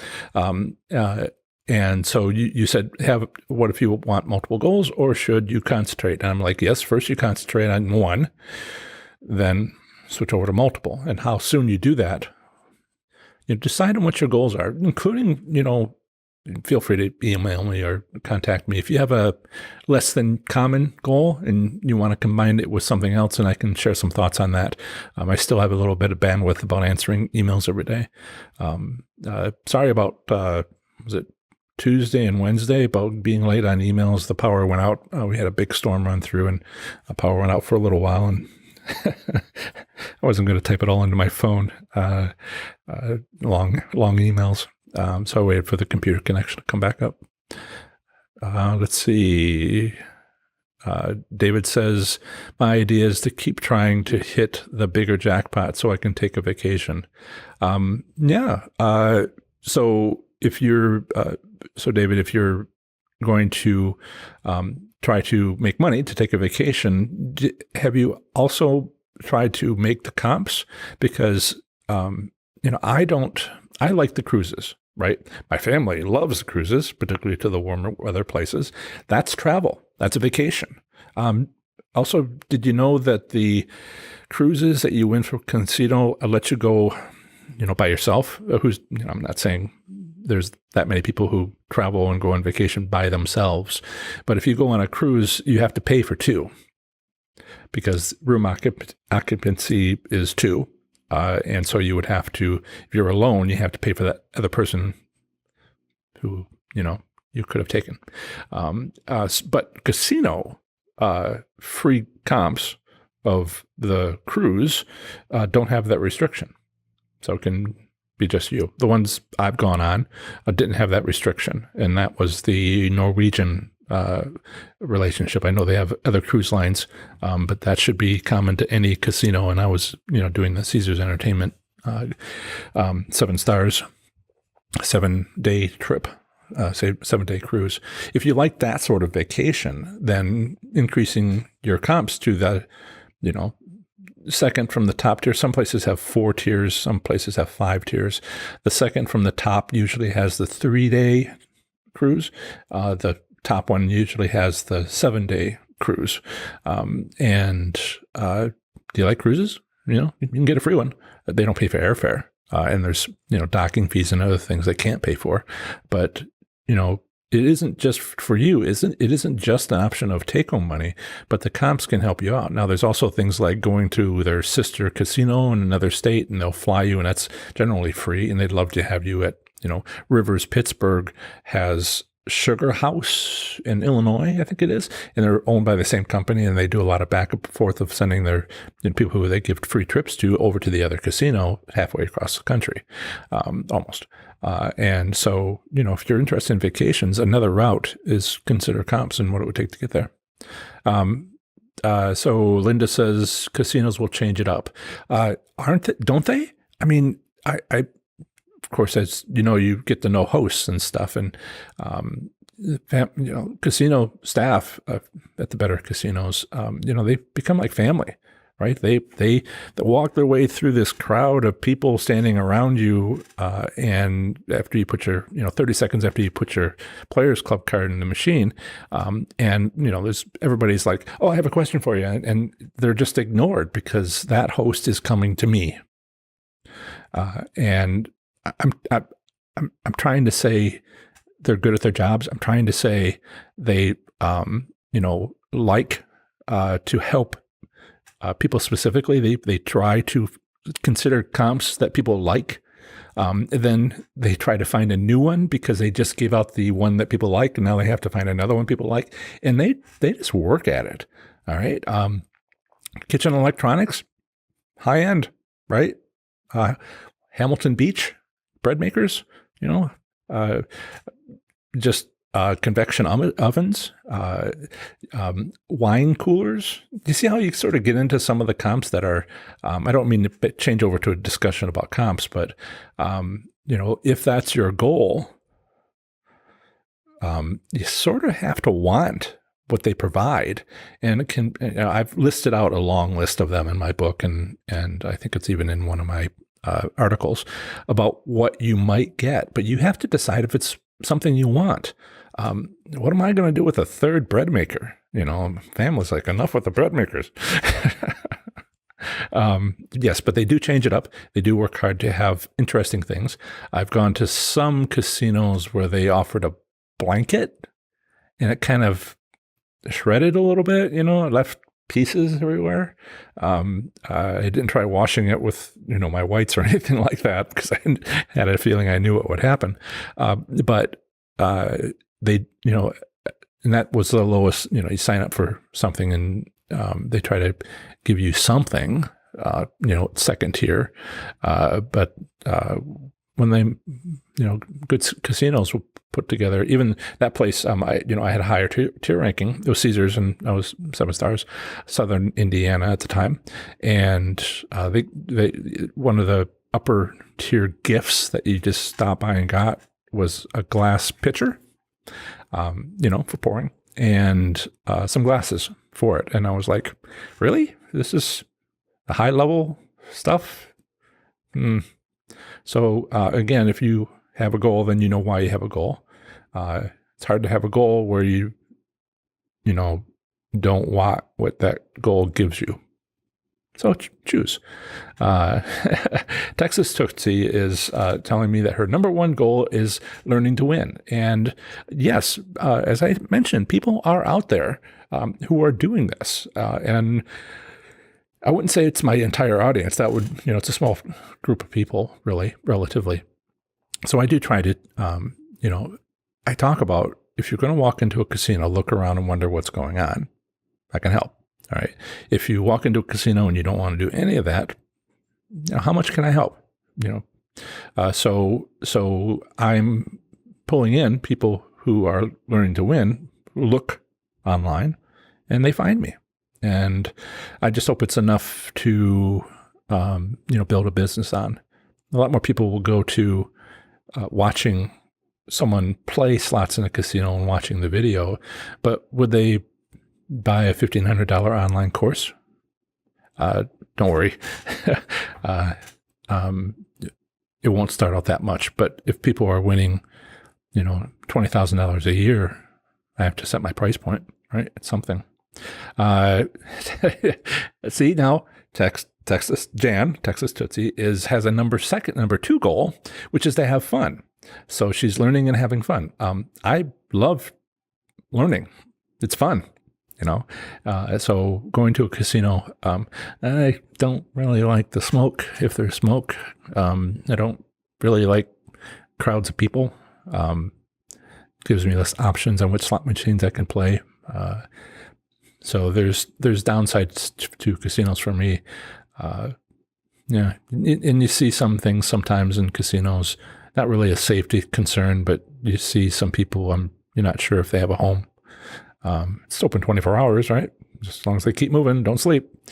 And, while I'm sympathetic, I do see that you go home and it's kind of like hard to see that side of humanity. So yeah, focus on your goal. That's what you need. So Chip, whenever I see Chip is about ready to say something, I haven't read his comment, but it's like 2 sections. It's always really good questions. He's one of those people who's really good at slots, been doing it for a long time, and he has these detailed questions. And I do appreciate you put them a little later in the chat so I can say hello to everybody and then not skip yours and then forget it, like I've done twice now. Right. Chip says, I have seen many people with maybe a small bankroll betting a quarter and looking for maybe a little extra cash when they leave. Yeah. Their goal is to have fun. And I can tell they are indeed smiling. Yeah. They're the most satisfied of all slots players. Not to quote my own book, but the parking lot is full of cars owned by people who are there to do that, and they enjoy it, and that's going to pay for everything, right? Chip says his goal is comp points for upper tier, and so yeah, that's right. Bankroll cycling is very important, yet always looking for cash wins and beneficial promotions, right? And if you're going to win comps, and a lot of this stuff is kitchen appliances and barbecue sets and this and that and the other thing, you might want to have a spare bedroom. I mean, it wouldn't take long to fill it. And regifting regifting the family and friends is a wonderful thing. I have in my Facebook, not everybody goes to my Facebook profile, my Facebook page. I have groups, and those are far more popular. It's something the way Facebook handles pages that doesn't get a lot of attention, although I, watch that as much as anything else. But if you look in the photos on my Professor Slots page, you will find photos, not recent, but going back in time, where I just took photos one after the other of comps. I'd win it, put it on the casino carpet, take a photo, pick it up, move on. And I thought about once of having a game about, tell me which casino this is based on the carpet. One's Foxwoods, one's Southern Indiana. A lot of them are Horseshoe, Cincinnati, back when it was a Horseshoe. If your goal, and just to sort of get away from today's topic of identifying gambling goals, a little bit, bankroll cycling is when let's say you put in $100 into the slot machine and you spend $100 exactly, but then you still have $100 left, right? So that means you may be on a slot machine that doesn't give out, hand pays, but it gives out enough wins to basically fluctuate around the bankroll amount that you originally put in. And then you got a problem, all right? Because then you have to sit there for however many hours that it lasts and try not to take out your Players Club card and all these other tips I have for you. Try not to use up all the paper so the machine has to be serviced. Try not to, voucher in, voucher out. Try not to interrupt the session by going to the bathroom or getting something to eat. I've sat there and starved in the past, and I've told myself, oh no, I've had too much caffeine, too much soda, because you're cycling. And there's 2 kinds of cycling, all right? There's the cycling where your bankroll just hovers, all right? You're not going home with money. You might be able to, maybe it fluctuates down a little bit, up a little bit, but not too much, depending on if it's a quarter machine or whatever. I've hovered around $2,000 where the machine could only have 3,000 at once in the high limit room. And it was just like, it'd drop 1,000, I'd win 2,000, just fluctuate a little higher than you would on a quarter machine. And I realized, my decision was, which type of winning slot machine is it? Is it the type that only cycles bankrolls? Or is it the type that only cycles bankrolls, but every hour to hour and a half, it kicks out a $20,000 jackpot, right? So you're letting the machine play. You're not losing money. You're building comp points, going through tier levels. I went from the lowest tier to 7 stars in 6 weeks by doing this. People are like, well, I didn't win tonight. And I'm like, you didn't take home money, but you got that free car lease for a year because you got top tiers at Boyd Gaming, right? Yeah, no? So that's why I talk about goals being more than just take home money, because entertainment's huge. Yeah. Oh, yes. Is it Gene Scott that wrote Comp City? I need to review more books on my website. She's the queen of comps. I think she's getting pretty darn close to retiring at this point. She's in Las Vegas. And Gene Scott. And my goodness, she just, she's like me on slots winning, but she does comps, just comps. And it's not necessarily for slots, but for table games as well. Hello, Michael. And Gene Scott, talks a lot about how to make the most of comps. So what else we got? Do you have other questions? I can sort of go from there, check to see if there's any particular topic I didn't fully cover.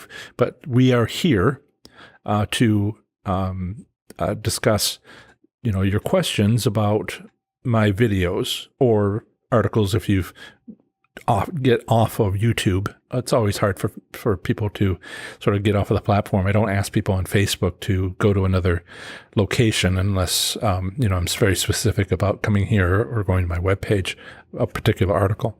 So it's, I don't want to make you work and go someplace else like off Facebook. So the Facebook videos that I've made, and it's not one for every article that I have yet.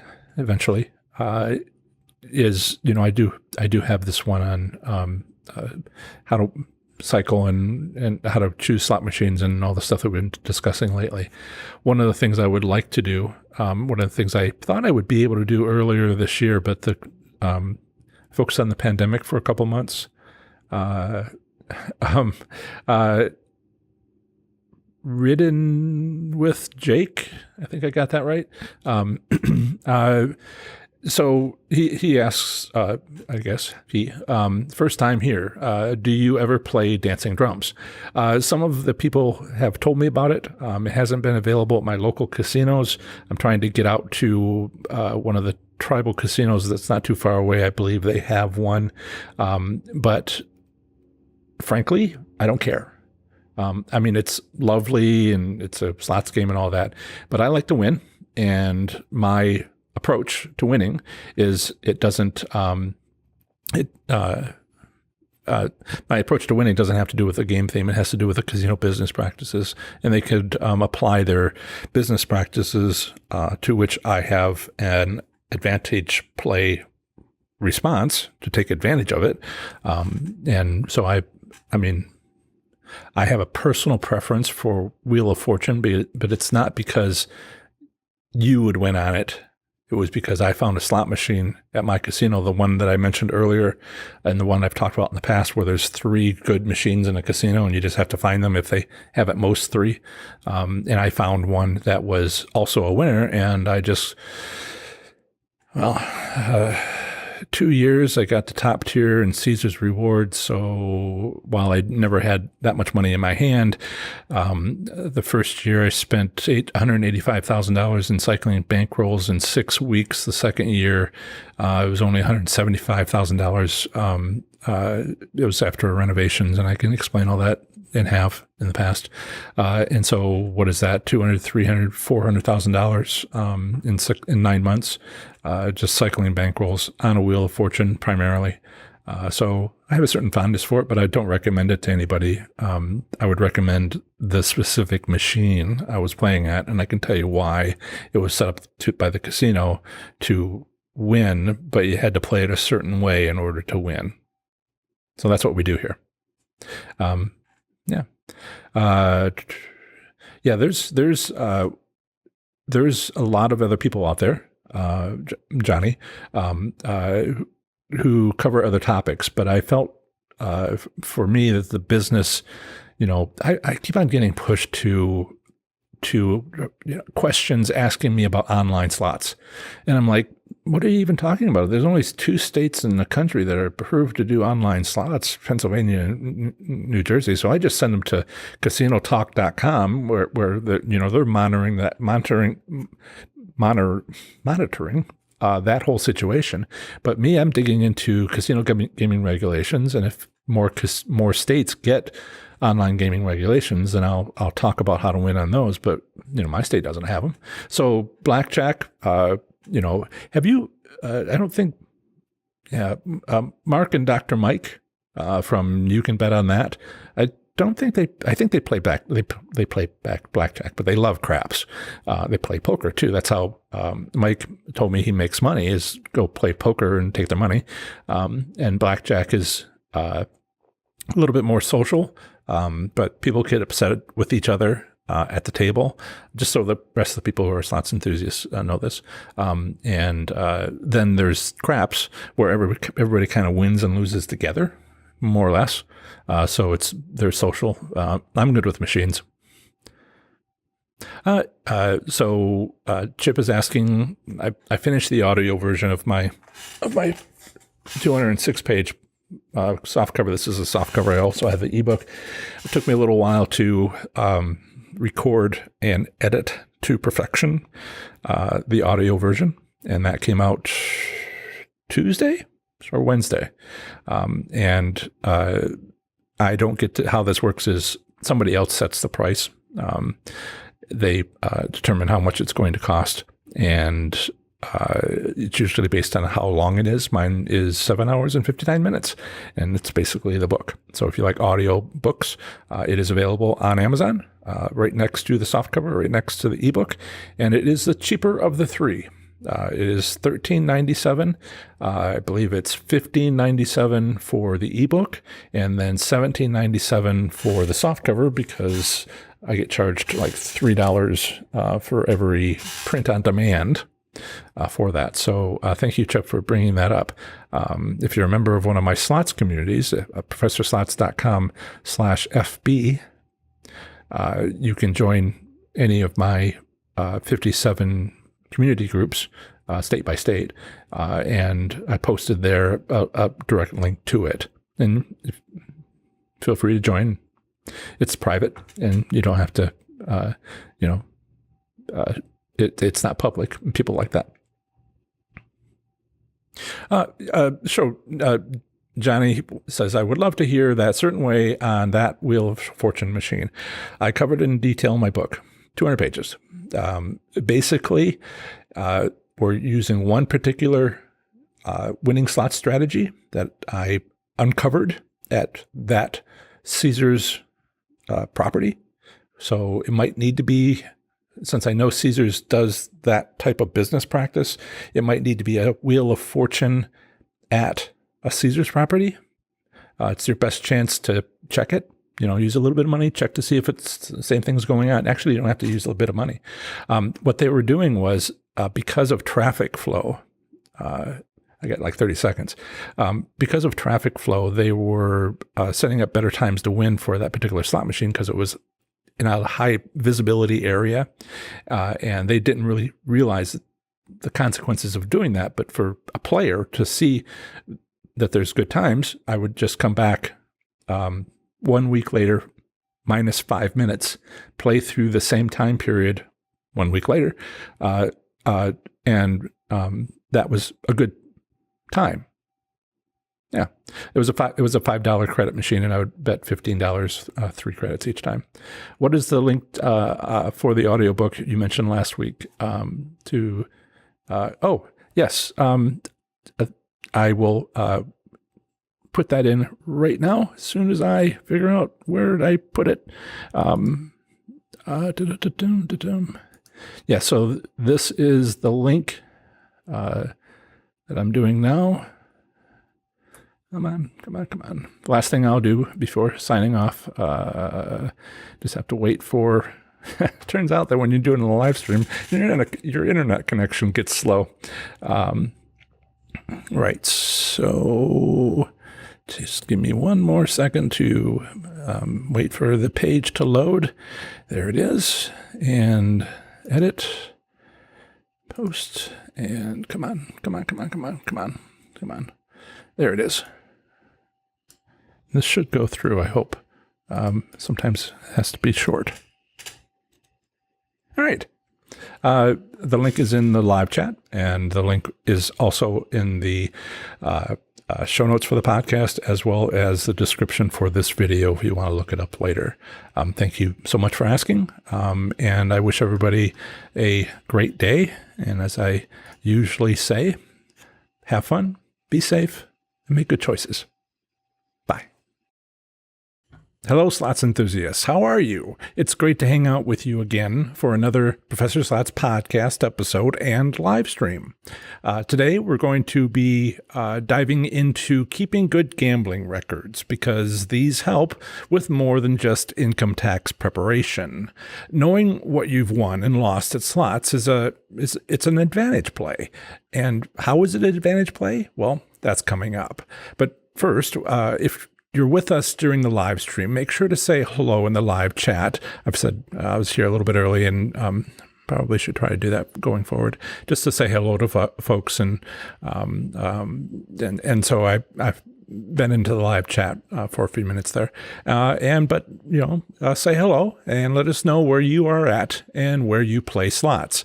I'll check in with the live chat in a few moments, and as usual, be sure to ask your slots related questions. That's the primary purpose of this show, is to see what questions you have.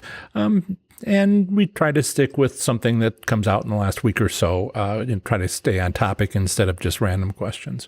Anyway, if you've been here before, you know how this works. In any case, hi, my name is John Friedel. Welcome to Professor Slots, a channel that's all about mastering casino slots so you can win your way to success. If you've ever walked into a casino, looked around, and wondered what's going on with slots, I can help. Thanks again for joining us today. Whether you're listening on the podcast, watching this video later as a recording, or here with us on the live stream at noon Eastern Time each Saturday, I'm glad you're all here. Today is Saturday, June 20th, 2020. I get stuck with saying 2020 sometimes. 2020, and this morning, as usual, I'm checking to see how many casinos have reopened. So this morning, the American Gaming Association's live casino tracker shows that 734 U.S. casinos have reopened, but 255 remain closed. We have 989 casinos in the country as they count them. Some of them are convenience stores. Some of them are resorts. So we have, in the last week since we talked last Saturday, we have another 215 casinos which have opened. So we're up from 63% of all casinos in the U.S. last Saturday to nearly 3/4. I think it's 74% or so. Nearly 3/4 of U.S. casinos have reopened as of this moment, as of this morning. So if you want updates yourself, the short link that I've created, the shortcut that I've created, is professorslots.com/tracker. If I were to give you the AGAs, I'd still be speaking / this and period that for quite some time. So I've given you a shortcut that makes it convenient. Doesn't go to my website. It goes directly to AGA's tracker, professorslots.com/tracker for your convenience. When I looked at the casino tracker this morning, I saw they'd added a graph beneath the map of the U.S., which is primarily where I've been looking. Has anyone else seen that before? It's a plot showing the number of open casinos every day since March 1st, beginning of the month when we started seeing the closings. The red line is for tribal casinos, and the blue line is for commercial casinos. It's not really a blue, it's a light blue. You might even say it's a teal. It's interesting how tribal casinos closed last and opened first. Not all of them, just more so than commercial casinos. Most recently, they're like the last time they updated it last night for that plot, it shows an equal number of open tribal and commercial casinos, 359 each. I thought that was interesting that we're even. Normally there's 75 or so more casinos, more tribal casinos than commercial casinos, but it does depend on how they count a casino. They including the card rooms in California, which don't have machines, or it's hard to say. I think they do, because it's 1,989. It's a little higher number than I would get if we just talk about slots, even if we include Class 2 machines. Okay, so as I've also mentioned in the past, join your local slots community on Facebook to get the latest on casino reopenings in your area. Share your casino trip reports and see what your local slots enthusiasts are sharing themselves. It gets pretty active out there. So I've set up these private Facebook communities for you, and you can find your state or states wherever you play slots, wherever you want to play slots, even if it's Las Vegas, Nevada, where you visit once a year or something. Go to professorslots.com/FB. And that'll show you a list of every state. If you're on my email list, which is something that's at the top of professorslots.com, it's the green button. You can get on my newsletter, and every Saturday I send out what we're doing today, what we did in the last week, and in case you missed anything. And on that is also the state list, so you can join those. It's great to check in with your fellow, like yesterday. Was it yesterday, Chip? I almost called you by your real name. Yesterday, Ohio casinos opened, and we're all sort of chatting. It's less of a mystery now than it was before the Oklahoma casinos opened, right? That was sort of like, I wonder how that's going to go. Is it going to be 1 million people in the parking lot or what? So I think based on what I've learned, and for other reasons having to do with my day job and layoffs, that might happen. I think I'll wait another week before I go, just to let the crowds die down and let the casino sort of level out and understand what they're doing a little bit better. And then I'll check in and let my Ohio slots enthusiasts Facebook community know, and let you guys know as well.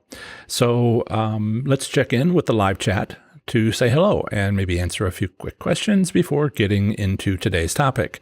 I put that special section in my intro for Chip, because sometimes he likes to ask the hard question right up front. And because I've been terrible about that, I try to remind myself not to skip past that. So Chip says, morning slot buds. Thing to remember about Chip is he gives us nicknames. Jovial Jackpotters, right? No, Jovial Jackpot. JJJ, I forget what the third J was. He gives us cute names. But Chip's in Ohio, and he is first day back to the casinos. He reports that on his first day back, using my methods, he held his losses to a minimum. But then he also had 3 above average wins, under 1,000, and he had $900 in winnings. Congratulations. I'm happy for you. Hopefully I'll have something similar to that you go to a different Ohio casino than I do. And hopefully I'll see something like that when I get out. Mostly I'm just going to be, as I mentioned last time, looking around and trying to report to the rest of Ohio who's thinking about going, what it's kind of like there. Playing is not my high priority unless it's a new way to win. Okay. Lois and Dave are here from Ontario. Let's all be, sensitive to their having no slots activity yet, and not gloat too much that ours opened, in Ohio yesterday. Sorry, family friends. I hope I'm not teasing too hard. Right. So Chuck says, congratulations to Chip. He says, I was not as successful with a recent short visit to Maristar St. Charles, Missouri. He left down $100 after 1 hour, one poorly timed hour. Chuck and I have been doing a lot of talking about using my methods. And I commented back when I saw that and said, you're only down 100 after playing for an hour. People would count that as success, but keep those standards high, please. And Chip responded back with, holding it to 100 is not bad. Right. Don't mean to go line by line here, but I thought that was nice to see that. And lots of people telling me my audio is good. Great. I would like to be heard. Denise is here. She's in Texas, plays in Oklahoma. David is here from Shawnee, Oklahoma. He went to the Grand Casino. That's the actual name of the casino for those who don't know. In Shawnee with no luck. Oh, it's 2-level, but not too many people. Okay. Hope that switches up for you. Remember, it's the casino. I mean, we can be, not using like good money management skills and lose money that way. But a lot of, what we talk about is observations to see what the casino is doing. The casino wants you to think that, well, if you only were lucky. And it's just like, well, only if you had consistent business practices that we could observe and identify and take advantage of, right? So thank you, David. And some internal conversations. Chip says, John, I have started to put in my date and time. I arrived at the casino and how much I brought in cash. And so this is a question about today's topic. And then how much I brought in cash. I then write down time left and game when leaving. Am I missing anything? I'll show you some pictures, or show you where to find some pictures, and we'll talk about that. Today's topic, well, we'll get into it. It's very clear. I would say that you've got everything. If let's see, as long as you wrote down the casino, there's only 3 things the IRS wants you to have. I mean, they say you can do a bunch of other things, but the 3 primary things is date, casino, or location. It might be a convenience store, so I probably shouldn't say casino, but location. And maybe buying $1,000 worth of lottery tickets. You can record those things: date, location, and how much. Right? How much did you win or lose total? They prefer how much did you take and how much did you leave with. They don't want the difference. See, it gets complicated fast. Too complicated, too fast. Date, location, amount. And we'll get into that. So you've got everything, but then there's a whole host of things that you can do that would help improve your gambling performance. So if you want to read my article that I'm talking about today, keeping good record keeping for tax preparation and more. Really, we're talking about the and more stuff. Okay, and I'll get into this. I'll cover what's in there and let you know where you can find more information. But the and more stuff is starting to get very interesting. Which machine? Even in this live chat, we had somebody say, "So, what's your favorite machine? What machine did you play a year ago? What machine now?" And if you keep track, record all that, look back after a year, and say, I really should stop playing that one machine because I always lose on it. But this other machine, I've been playing maybe half as much. I made twice as much money. Maybe that's the one I need to switch to. When you have records, you can look at these trends, and it's less, objective or less subjective and more objective. It's more, data says right there. And so this is all about what today's topic is, to start looking at, keeping data it makes it sound, like it's tough. It's addition, right? Hopefully more addition than subtraction, right? Math jokes. Steve's here from Wisconsin, and Larry is in the UK. No, we were just getting warmed up here, Larry. Need to get going though. Catherine is here from Oregon. So rather than talking about what I'm going to be talking about in a moment, let's talk about it. Okay, so that was excellent. And I'll keep an eye on the chat and make sure there's nothing too crazy going on. But I'll check in a moment again. Again, today's topic is more on keeping good gambling records. As with earlier live streams, my intent here isn't to present this topic for the first time, but rather to review an existing article or video. In this case, I only have the article, in terms of what went undiscussed, or how to apply it to new and interesting ways. So this is my opportunity to ask you if you'd be interested in more on this topic and more in that sort of variant and offshoot. And it's also a chance for you to jump up and say, yes. And so I'm looking for feedback and ideas and to help you. So I'll ask you this question. Have you ever won a hand pay jackpot? This is the one which is $1,200 or more, right? There are other kind of hand pays out there, and I won't get distracted. If you've won $1,200 or more, and you're in the U.S., and you're a U.S. citizen, that means you got a W-2G tax form for that hand pay from the U.S. Internal Revenue Service. W-2G tax form. And the casino will fill out paperwork, which normally the casinos that I've been to and gotten hand pays at, what a strange statement. Yeah, multiple casinos I've been to get a hand pay.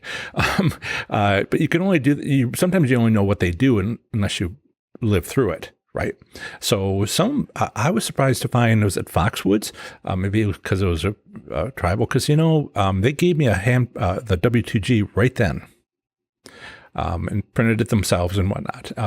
In Ohio at commercial casinos, and maybe that's the difference. I haven't been to every type of casino in every state to see what, a casino does, but they do follow this is federal. So the tax form can be given to you at the time of the jackpot, or it can be sent to you later to your home address.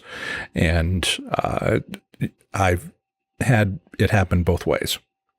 But for my usual casinos that I spend the most amount of time at, where I've gotten the most number of taxable jackpots, it was mailed to me later. Right.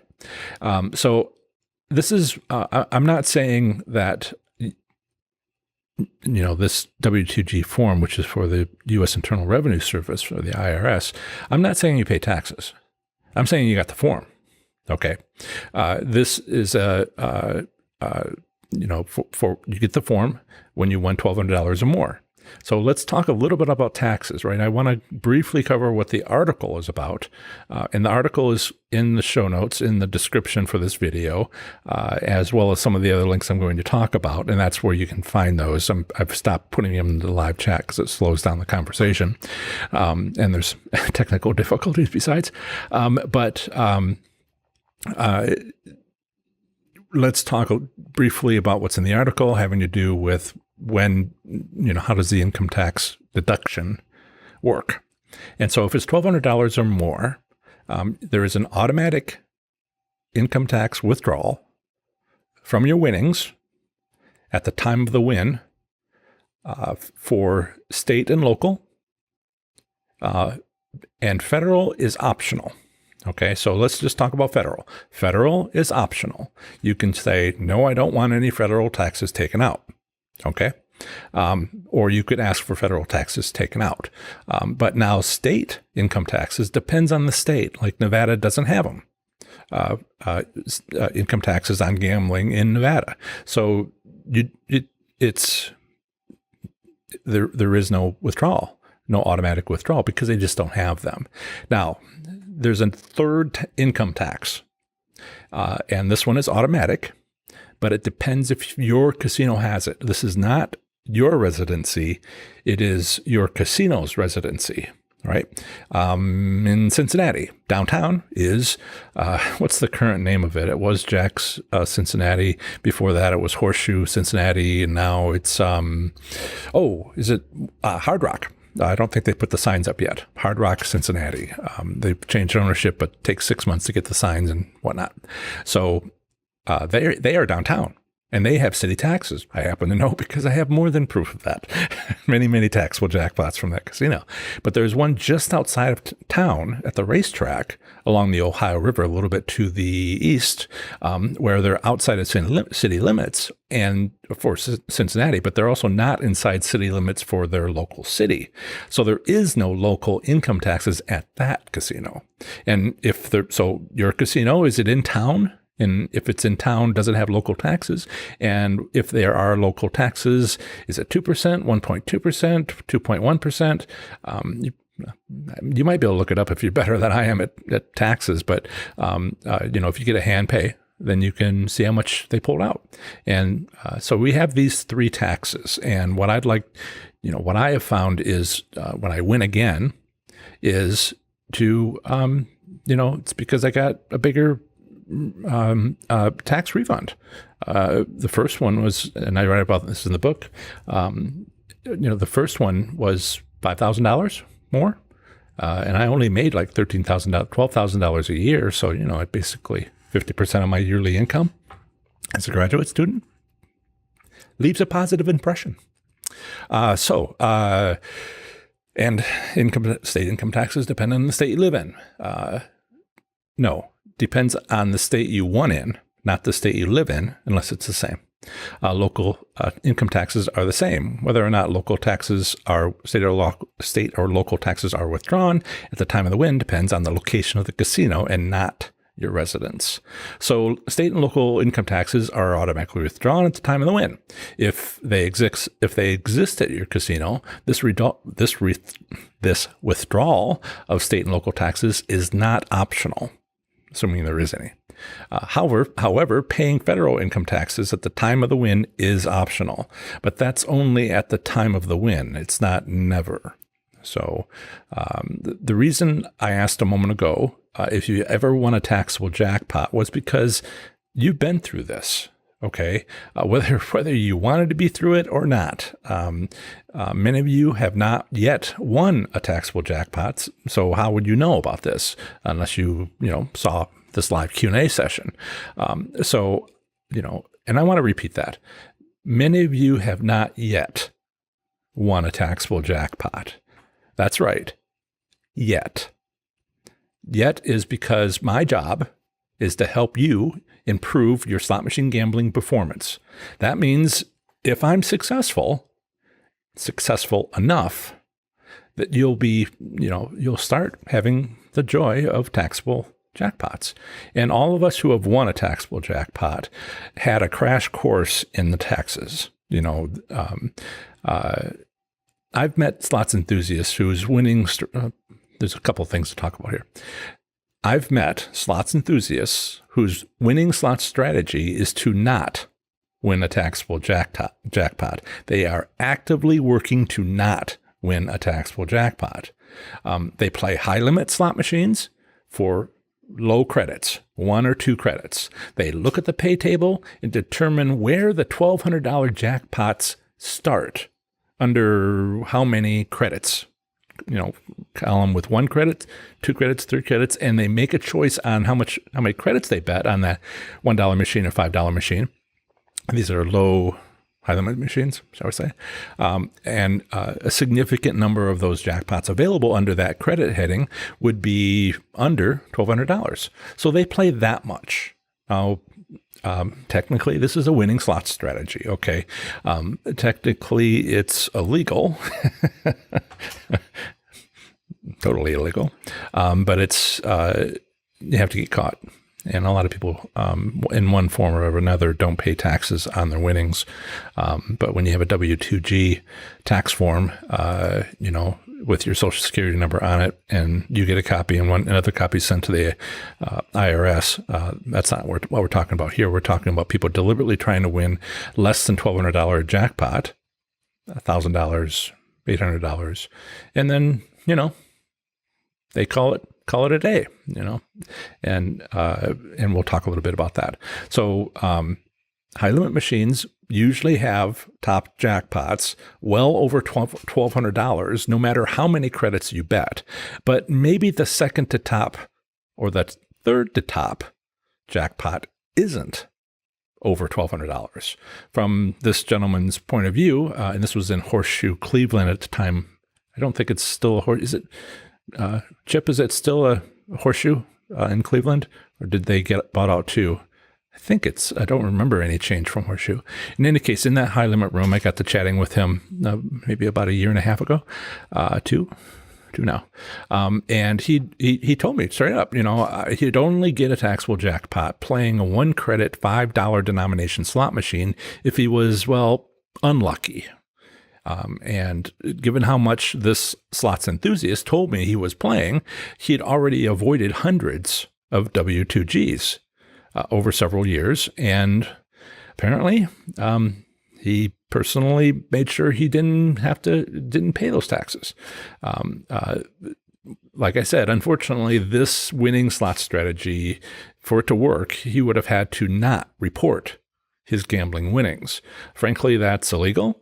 But he's mostly unlikely to get caught.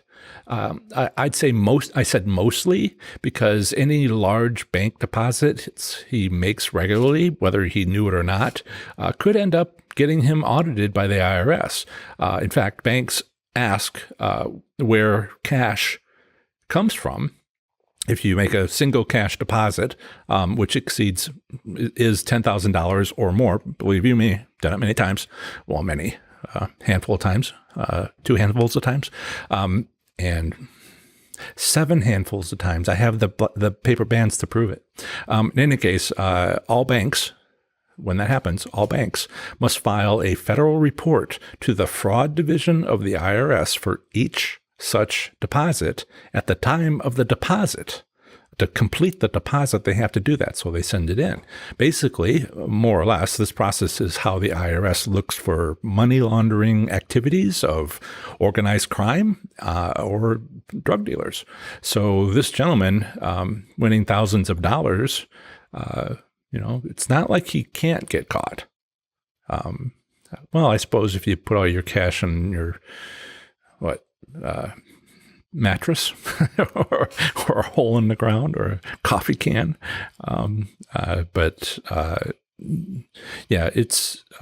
So I don't recommend this slot strategy. It's illegal and fraught with personal risk, yet people do it to a greater or lesser degree.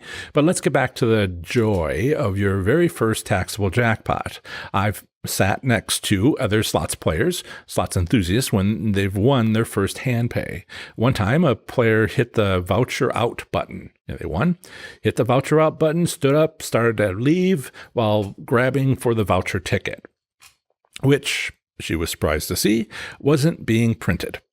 The slot machine had locked up, and that's what you do when you have a hand pay, it locks up.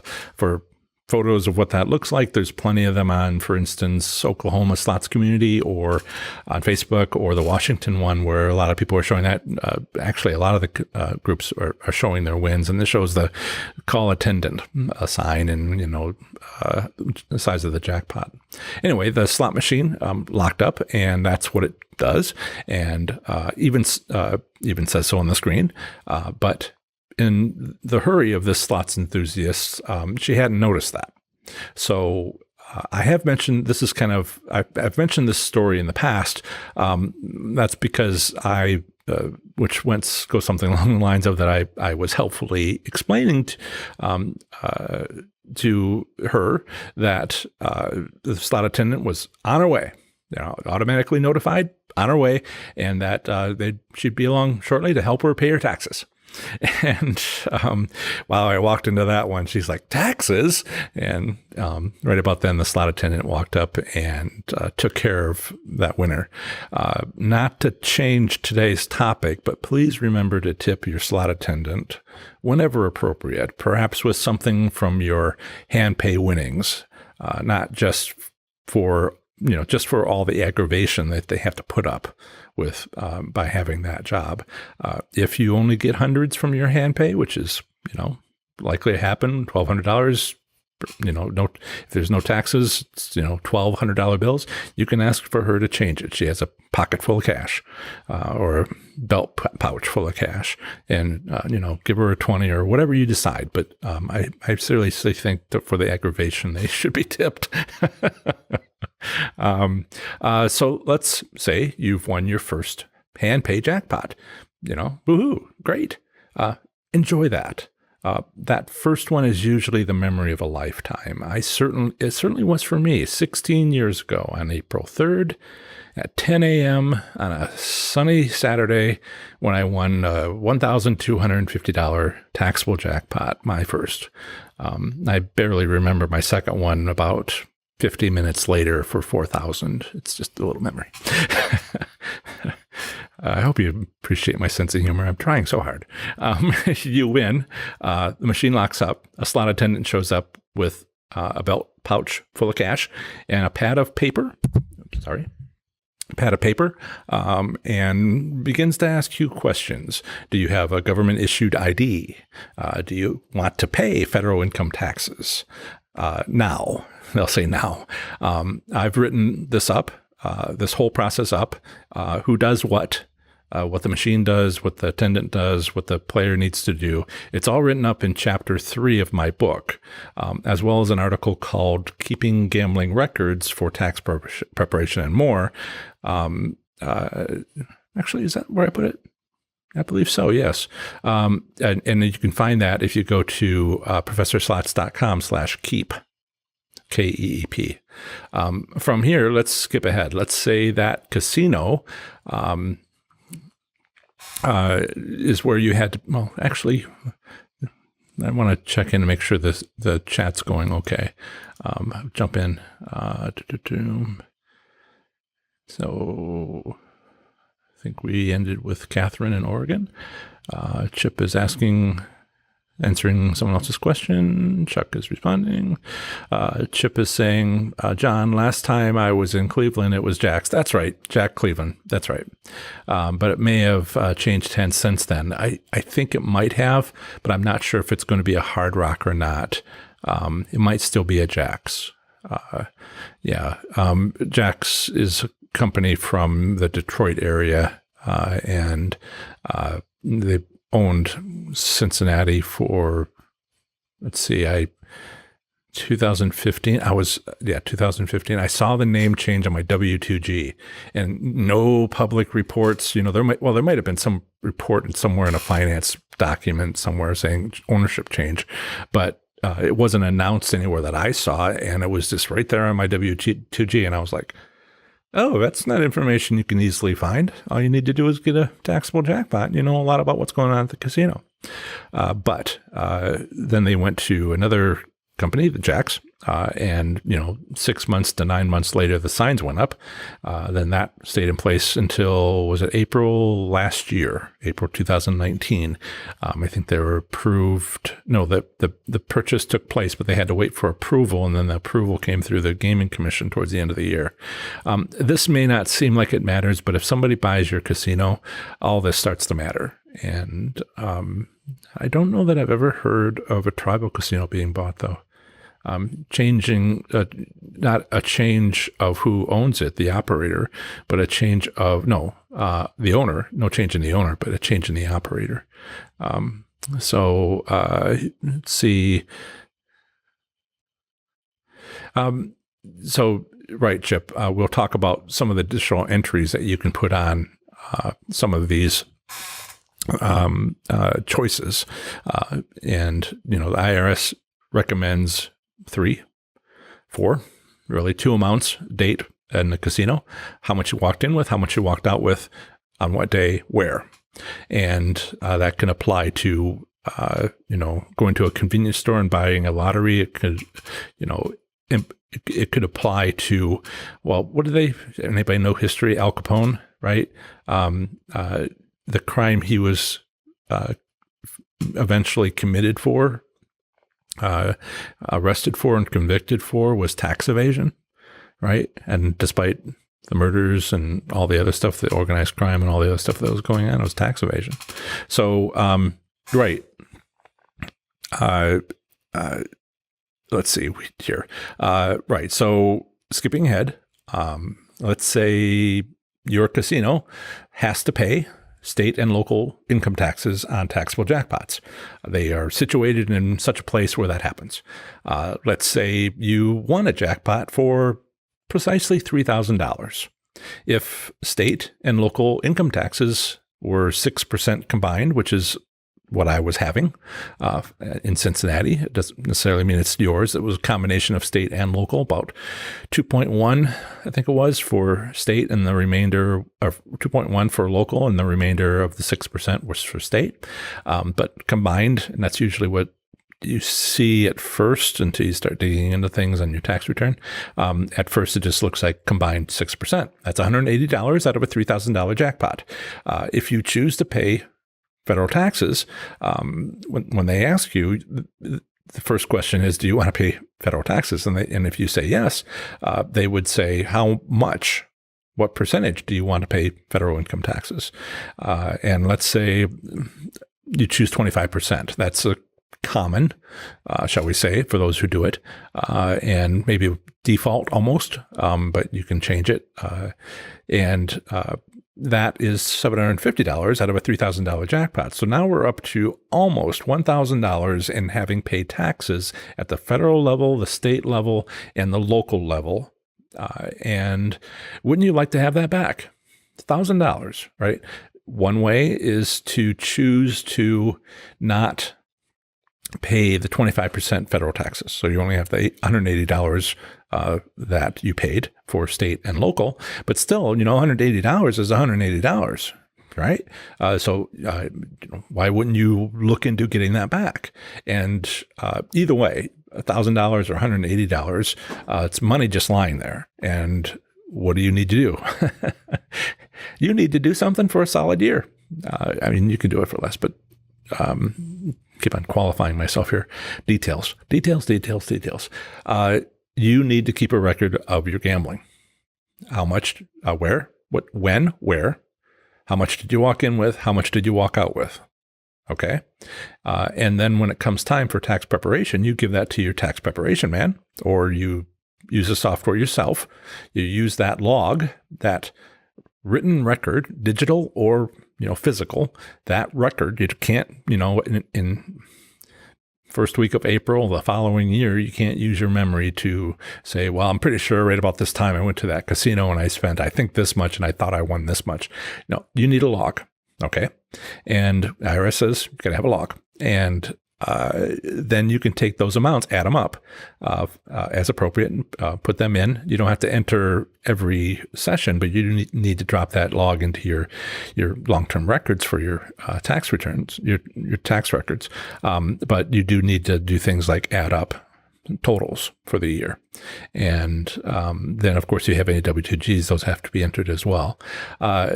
But let's talk about how to get back as much as possible. I would hope that whether it's $180 or, nearly $1,000, that's just one taxable jackpot of $3,000. Okay, I had what, $190,000? No, 90 jackpots and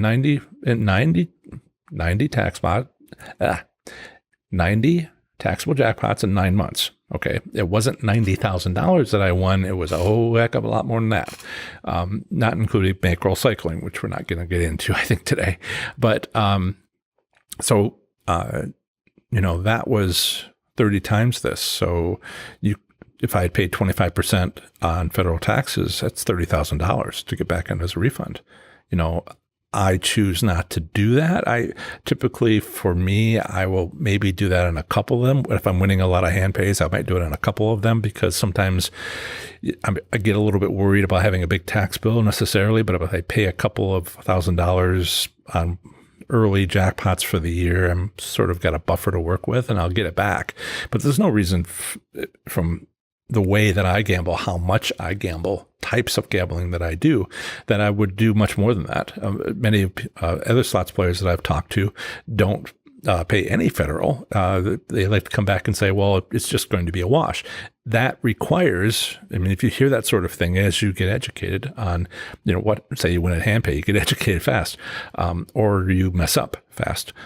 And sometimes people talk about stuff they don't really understand, and they'll say, oh, you don't have to do that, it's going to be a wash, forgetting to mention that they write down their trip, into a log and keep that record so that they make sure that they get that money back, or that they don't have to pay that money, because you can have gambling deductions up to your winnings. And isn't that the strangest thing you ever heard? How many years did I go before my first, the first thing I learned, the many things that I learned with my first taxable jackpot was record keeping. Okay. Second thing was, why didn't everybody that was in the casino tell me about gambling records?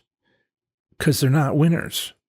If you don't win anything, I mean, you win $100 and, you go in, you have $20, you play the $20 and you win $100, and then you have $100 and then you play it till it's zero and then you go, you're not winning.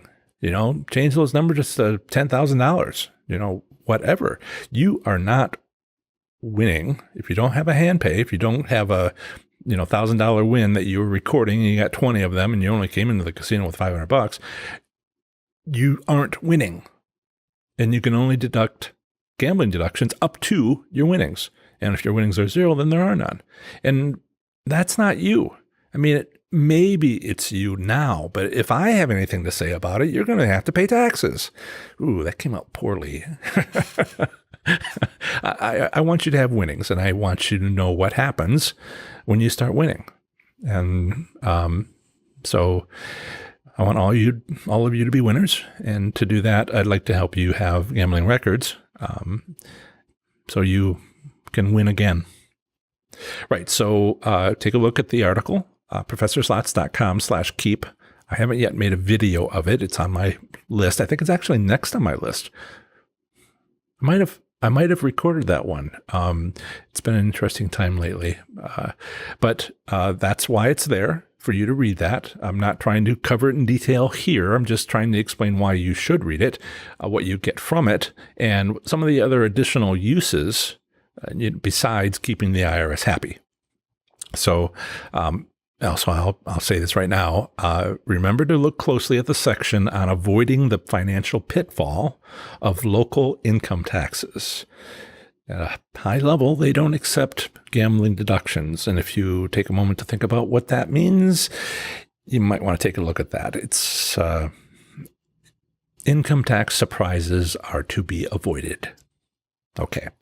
Most of what I've already explained is something you should talk over with your income tax professional. Please understand that I am not an income tax professional. So anything I say on or about income taxes needs to be verified by someone who is. For instance, if I know anything about taxes, maybe I know state taxes for Ohio a little, but not Oklahoma. So I am not your expert on tax. I'm not your your professional tax preparation expert. You need to have somebody local, at the very least. And otherwise, these concepts that we're talking about here, I have personal experience at them, and I've also gone over helpful resources on the IRS website. Now, I did this with you, those of you who have been here for a while, either on the live stream, YouTube, or even on the podcast episode, know this. All right. I even had some videos on some screen captures on the video. I did this previously, January 4th, 2020. Okay. if you are currently, if you are listening, yes, you are listening on the podcast, I went over it in podcast episode number 72. On YouTube, it was January 4th. So I put, there's a link for it. I think I should be able to just drop this into the live chat, and I'll make sure that it's available later for if the people on the podcast wants to see the video, then I'll make sure that's in their show notes, and I'll also drop it in the description for this video so you have that and you can jump back to it. Maybe a better way to put it at the end of this video so it automatically starts in the next one. Efficiency. What we need to talk about instead of just reviewing the article that you can read and the prior video that you can watch or listen to, it's more than what's in that post video or podcast episode. We need to talk about how to take good gambling records. And Greg, Chip, we're narrowing in on some of your questions earlier, so we need to talk about taking not just gambling records, but good gambling records, and not just gambling records for the IRS, but gambling records for us to help us win more. So the kind that will help us improve our gambling performance, that kind that would help us win more and more often. Remember, it's a cumulative effect. You find the best casino, you find the best candidate slot machines, you find the best money management tools. You make choices, all of which improve your odds slightly, and together it's significant. And the whole process from start to end. And so gambling records is part of this to help you be even better. So I recommend, I was lucky when I won my first taxable jackpot because I kept gambling records. It wasn't for tax preparation because I didn't yet even know about that, but rather so I could understand what was happening while gambling. I still do that, and that's what I recommend that you do, very much so. In my book, I recommend 4 ways to keep gambling records. If you have the ebook or the softcover, then look at the tables in Chapter 10. Owners of my new audio version of Learning to Win, link in the description and show notes, that came out only a week ago and it's doing great. That doesn't have photos, right? So what I did was I created a page on my website called professorslots.com/forms, FORMS. If you go to the bottom of that page, professorslots.com/forms, you'll find 4, there's every image in the book is on that page, but the last 4 images are 4 tables right at the bottom. Table 10-2 is the minimum records. Do I need to drop that? I can't this is one of the links I can't put into the notes, but it should be fairly straightforward. professorslots.com/forms. Table 10-2, 4th from the bottom, is the minimum records the IRS recommends you keep for income tax preparation purposes. This is the date, location, amount spent, and the amount of take-home. Also included is an entry for a complimentary gift that you might have got. Description, electric skillet, right? And what it would have cost if you had bought it yourself, right? Fair market value, I believe it's called. So that would be, a gift that had monetary value, and that's taxable.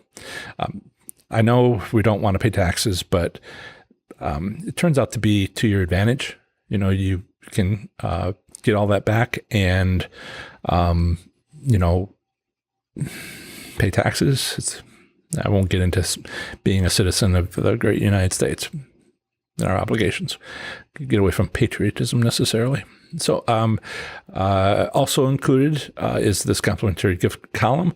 But if in the table 10-2, if you go to the one below it, 10-3, and 4 and 5, the last 3, these tables have those basic entries, like the time of the win, but it also has more, like the time of the win and which machine it was won on and how much income taxes were paid And it also mentioned complementary gifts, but I think this is where Chip had his question, not the complementary gifts, but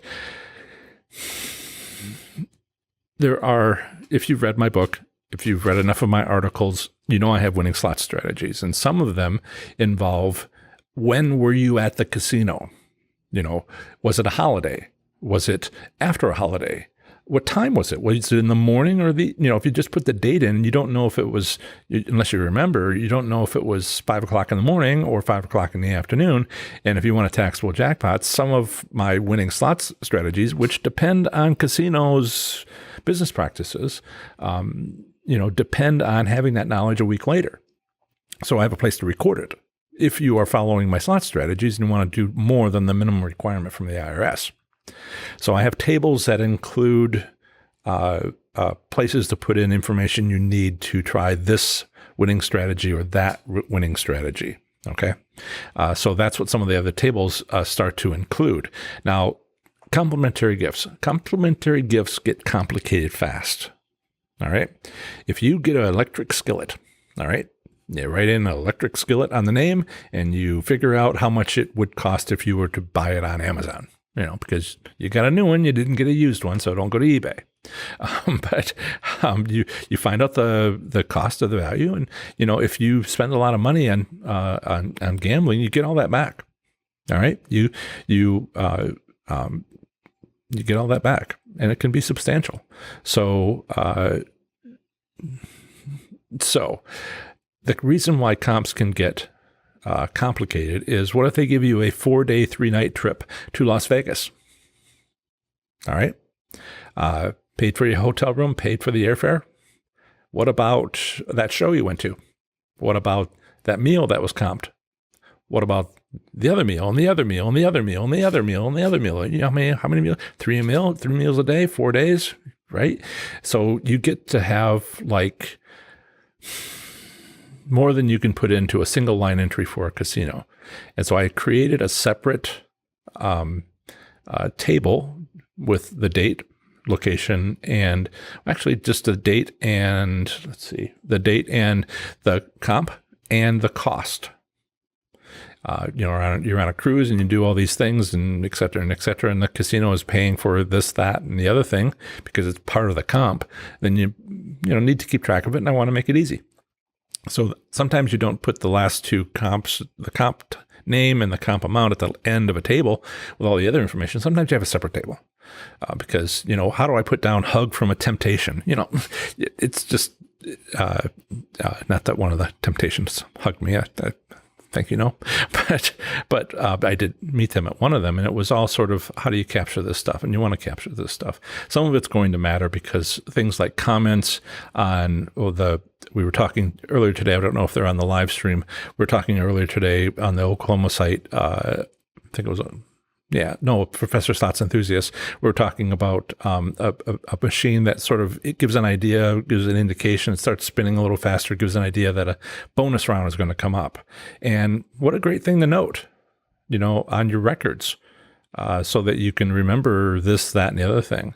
And, this is how you remember, go back to that one, and, watch for this again, and other notes. Your very own for yourself casino trip report. But again, these tables are the basics, and a bit more. And we've talked about comps. But now we get into, a little more complicated, an opportunity. Now we get into the opportunity. Those tables that I show on my webpage and those tables that are in the book, except for the PDF that I sell on my website, that does have full page tables in it, but it's not an Excel spreadsheet. It's just a table. And you can't, run it. You can't, it's not a spreadsheet. It's not Microsoft Excel. It's not Google Docs spreadsheets. the book PDF has stuff you can print out if you even have a printer, that would allow you to then, make a bunch of photocopies of it, and there's your record. But I think I can do better than that. I want to make it easy for you. So how about, what do you think? I haven't done this. I'm thinking about doing it. What do you think about my doing more than that? Would you like a Professor Slots booklet with tables to fill out, with blank tables so you can record some of this information? Maybe a physical booklet, something you carry around, something like my Learning to Win book, where it's, put your notes in it. You can carry it around the casino, or, leave it in your car and you can write down what happened in that day. Something a little bit. Would you like a booklet? Would you like an electronic spreadsheet that you can download from my website? All this would be a nominal cost, but I'm wondering. So for those of you here in the live chat, let me know if you think this is a good idea. And if so, I'll get cracking on making these available well before next year, well before, say, November, Christmas gifts. Right. So I'll, if you think that's a fine idea, if you think that's a good idea, and maybe even if you don't, I'm thinking that probably would help people. They may need to learn to use them, may need to get used to the idea, but I can't see that being bad at all. So, it would be kind of a log, put monthly calendars in the first few pages in the front. Maybe put a couple of my annual casino assessment sheets, checklist, towards the back. And so you can, have the form to fill out once a year. And there's your tax preparation records, big 2021 on the cover, Professor Slots logo in the back, and leave plenty of room for notes, maybe even kind of like a journal. Now I've seen some of these that are very nice, not for casino trip reports, but at the local bookstore. And I don't think I'm going to be doing the leather cover or with the cord wrapped around it. I think I got stuff around here. I don't know that I'll get that fancy the first year, but let's switch over to the live chat and see what they think, about this idea. So, Jan is here. Jan is early for our 1:00 show, which we canceled 2 weeks ago and moved to noon. And she is, I'm sorry that you missed most of it, Jan. There is I think a little bell, and I'll start Saturdays. It'll be available a few minutes after we're done here. I'll start Saturdays, and you can click the little bell on the link, and it will, when you go there, and it won't, of course, start for a week, but it'll send you a reminder, and that's what YouTube offers. So Jan says, on her casino log, I added a column that said net win-loss. It makes it easier for me to know where I'm at. Yes, that's a great accounting principle, where you add a column, and so you don't have to wait to the end of the year to total it up, but you have like a running total, a cumulative total. That's a fine idea. There's things like an Excel spreadsheet, it just automatically recalculates. But for the hand booklet, there's best practice in having another column for win-loss. Yeah, thank you. That's a fine idea. Don't want to take too much time here, but it's such a fine idea. It's going to get written down. Okay. So Chip says it would be nice for you to have an app that we could buy for our smartphone. I do. I hardly use it. It's only for the podcasts. If you go into Android App Store and type in Professor Slots, you can download it. It's free. Also, if you're iPhone, Professor Slots on the Apple Store, and you can download it. I am only using it currently for podcast episodes, but I am allowed to put in documents. right? But that doesn't quite get you where you need. I need to make like do you have Excel spreadsheet? Do you have Excel on your phone? And would it be big enough window to even, I got to figure out what's practical. There are some options there for electronic. And I think I'm much further along in the booklet idea. Gambling diary. I don't want to put all the bells and whistles into it, but having a section for notes, I found that incredibly helpful to win more. And another extra half page, and that makes it a journal. And this sort of, I count jackpots, and I count amounts, and I count win-loss, and I count this and the other thing. And I did that for a year, and it wasn't enough. I was trying to figure stuff out, and I was like, well, some of my nebulous thoughts about, seems like there's a taste every 5 pull, it became something later, and I just needed to sort of capture what I was seeing. So later on I could say, I've seen that like 10 times. That's something. I should look into that. So notes and diary and all that should be part of it. But I have to figure out how to do that physically, and I have to figure out how to do that electronically. And that works on an iPhone about this big, I guess. So I will get this together for you guys. It looks like we got a yes. And people were saying, love the idea. Let's see, Larry, I'm in the U.S. and you can get apps for that that sort out your taxes and expenses, but our taxes are completely different from the U.S. Yes, absolutely. I've got Canadian friends on the phone, or on the show, and that's very different. I am not a tax professional. I can't help you make sure that you have your tax preparation set up, particularly if it's not for the United States. It's the only one I know myself. And so please confirm what you need.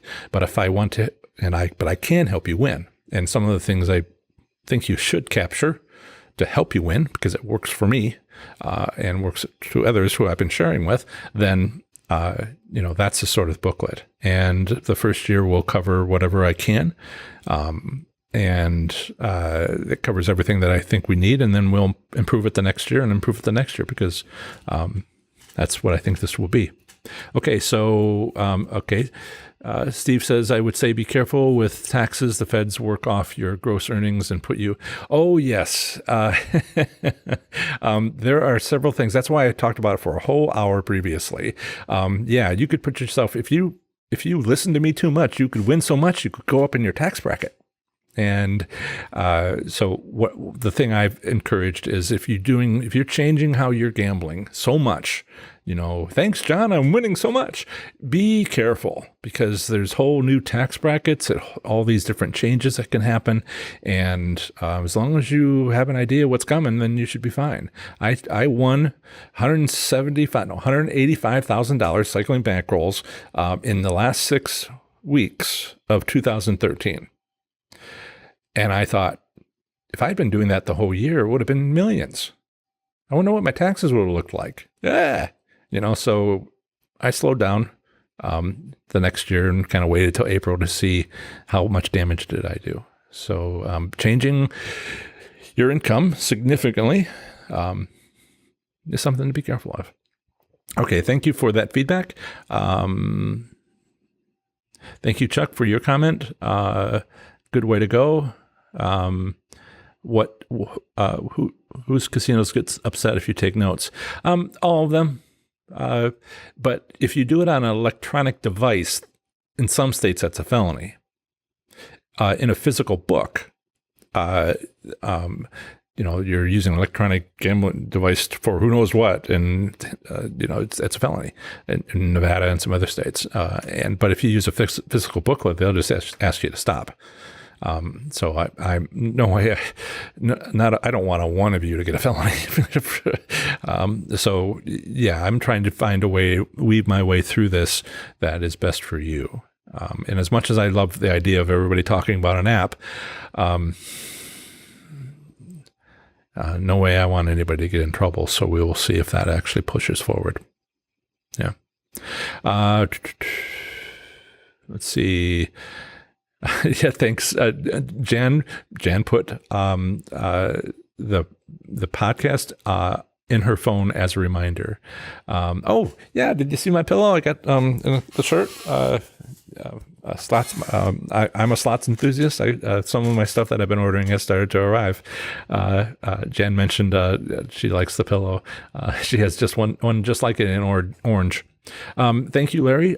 Larry says, interesting show today. Lots of it doesn't affect you. Yes, I can imagine. You should tell me sometime what UK taxes are like. I almost got my first job there, and I was like scratching my head as I went off to the next job offer. Okay, so and great show. Everybody's saying so. Thank you so much, everybody, and you guys have fun. Be safe. Make good choices. Bye. Hello, Slots enthusiasts. How are you? It's great to hang out with you again for another Professor Slots podcast and live stream. Today we're going to be diving into another way to improve your theoretical payout percentage by assessing casinos, choosing slot machines, and what am I doing here? Right. And identifying your gambling goals. This time, we'll be talking about what your state has to offer in terms of gaming regulations. There's a lot of variety out there.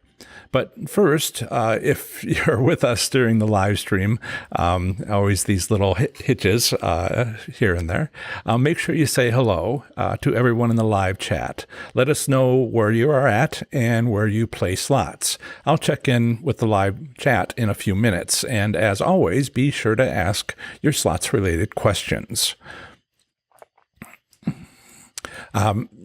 Hi, my name is John Friedel. Welcome to Professor Slots, a channel that's all about mastering casino slots so you can win your way to success. If you've ever walked into a casino, looked around, and wondered what's going on with slots, I can help. Getting some warning messages. I want to make sure. Okay. Thank you, Larry. Thanks again for joining us today, whether you are listening on the podcast, watching this video later, or here with us on the live stream at noon Eastern Time each Saturday. I'm glad you're all here. Today is Saturday, June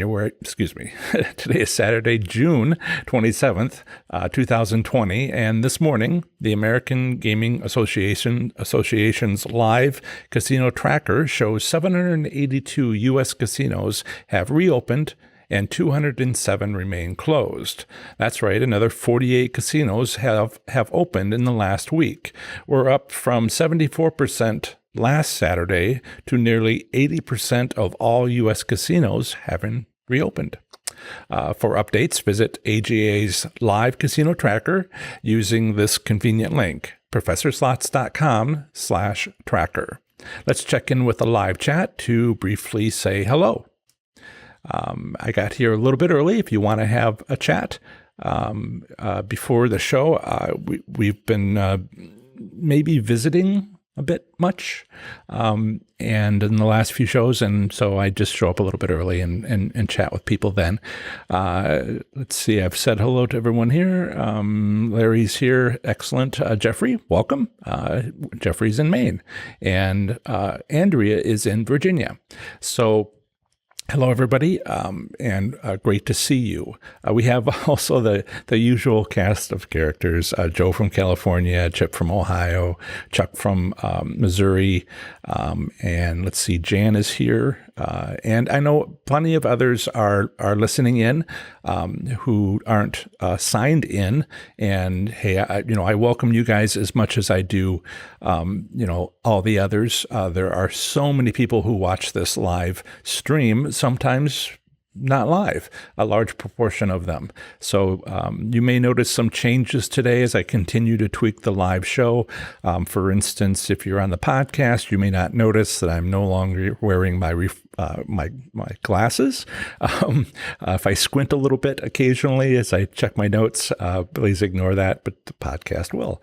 And podcast listeners won't even notice that sort of thing. So that's what you're missing out if you don't come to the live show, which is to say not much. but it's great to get the immediate feedback from the live chat. That's always been very wonderful to have that. But we'll talk about ways for me to hear more from the people who are watching this recording later, and those listening on the podcast also later. So let's just keep on moving. No 15 minutes of dwelling on people. Okay. That was excellent. As with my earlier live streams, my intent with this show is to answer your questions.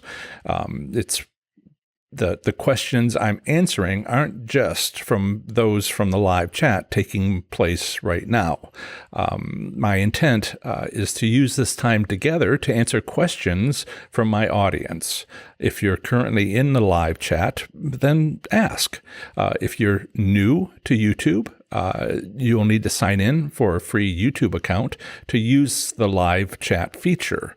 But please be aware that sometimes your questions are so excellent that I may well need to think about them for a bit before answering. If I've already thought about your answer, I usually can just tell you the answer, but I don't want to, I want to take your questions seriously, and some of them are so excellent that, I take my time with these things. Why? Because you're smart people, and some of your questions can be challenging and, frankly, deserve more than an off-the-cuff response. If the question is on topic for a specific live stream, sometimes called a clarifying question, I'll do my best to answer it right then. If you're listening to this podcast as a podcast, if you're listening to this as a podcast later, typically people are driving or in some other activity where they're listening and can't be distracted too much from what they're doing, other than listening to something. Your option, I think your best option, is to call 702-90-slots.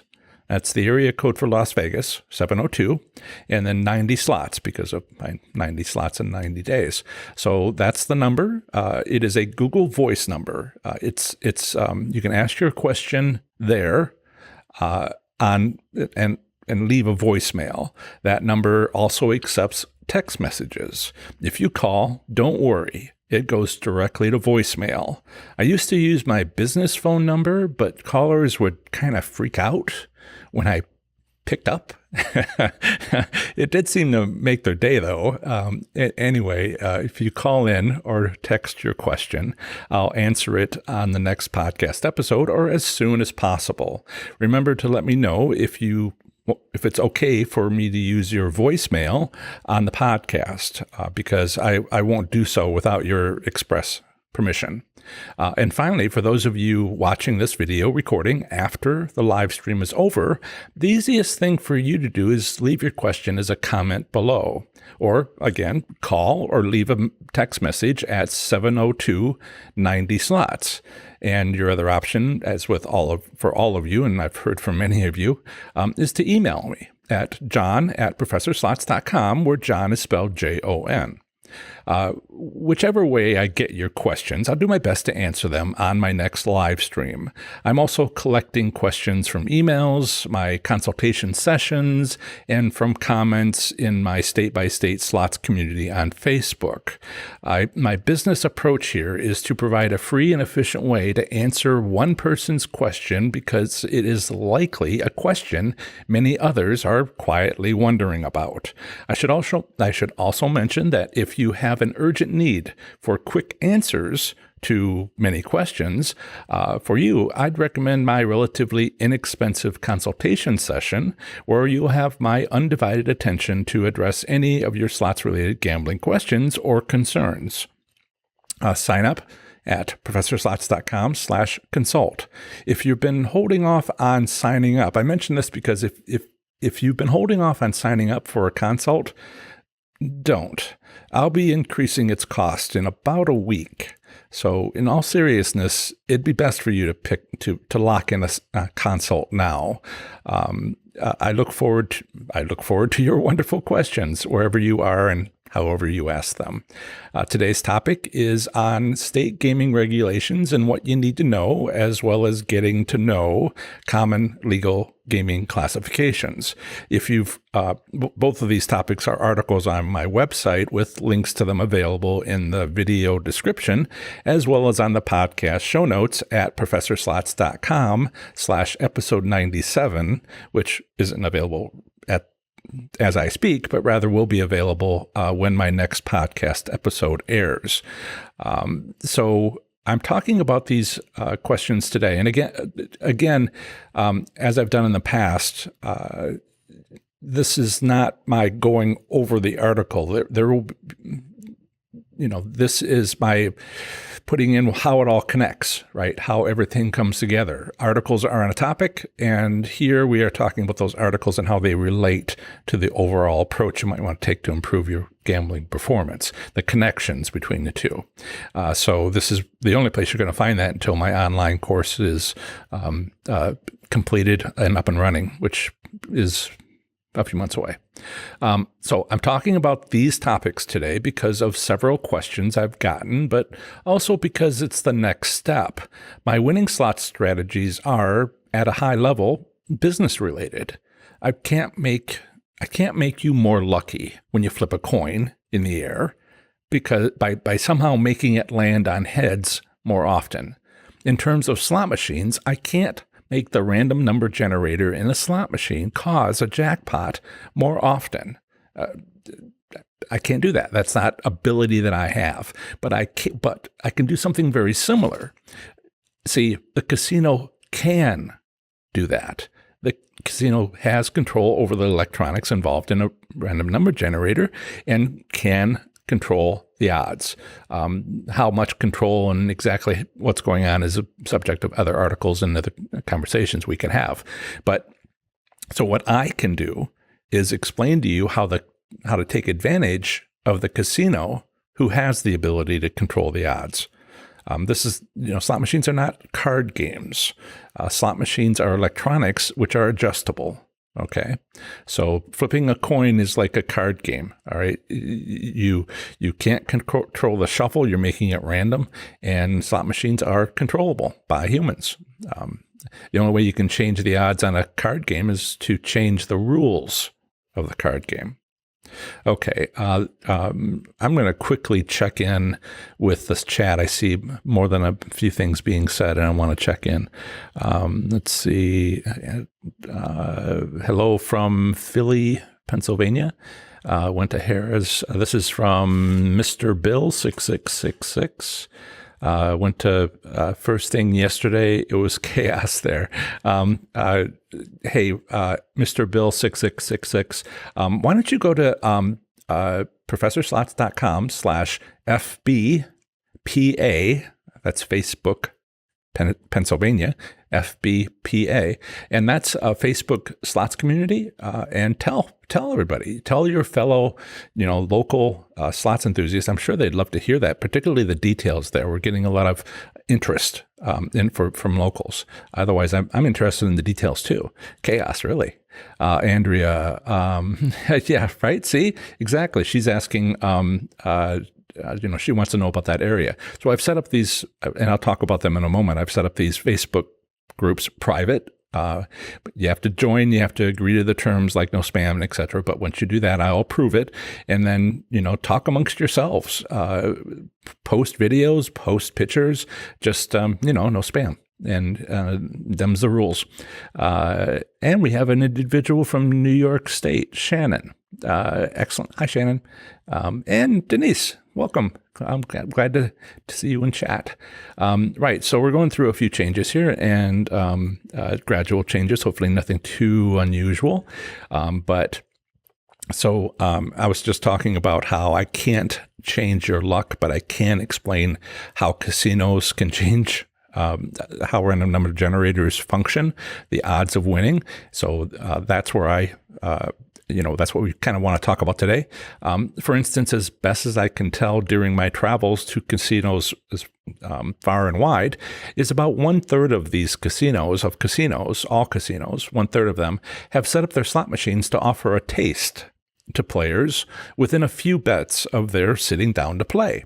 The casino gives them this taste to get them to stay, and spend that taste, then spend whatever else they brought. So this is an example of what I can do and what casinos can do and how I can help you with casinos.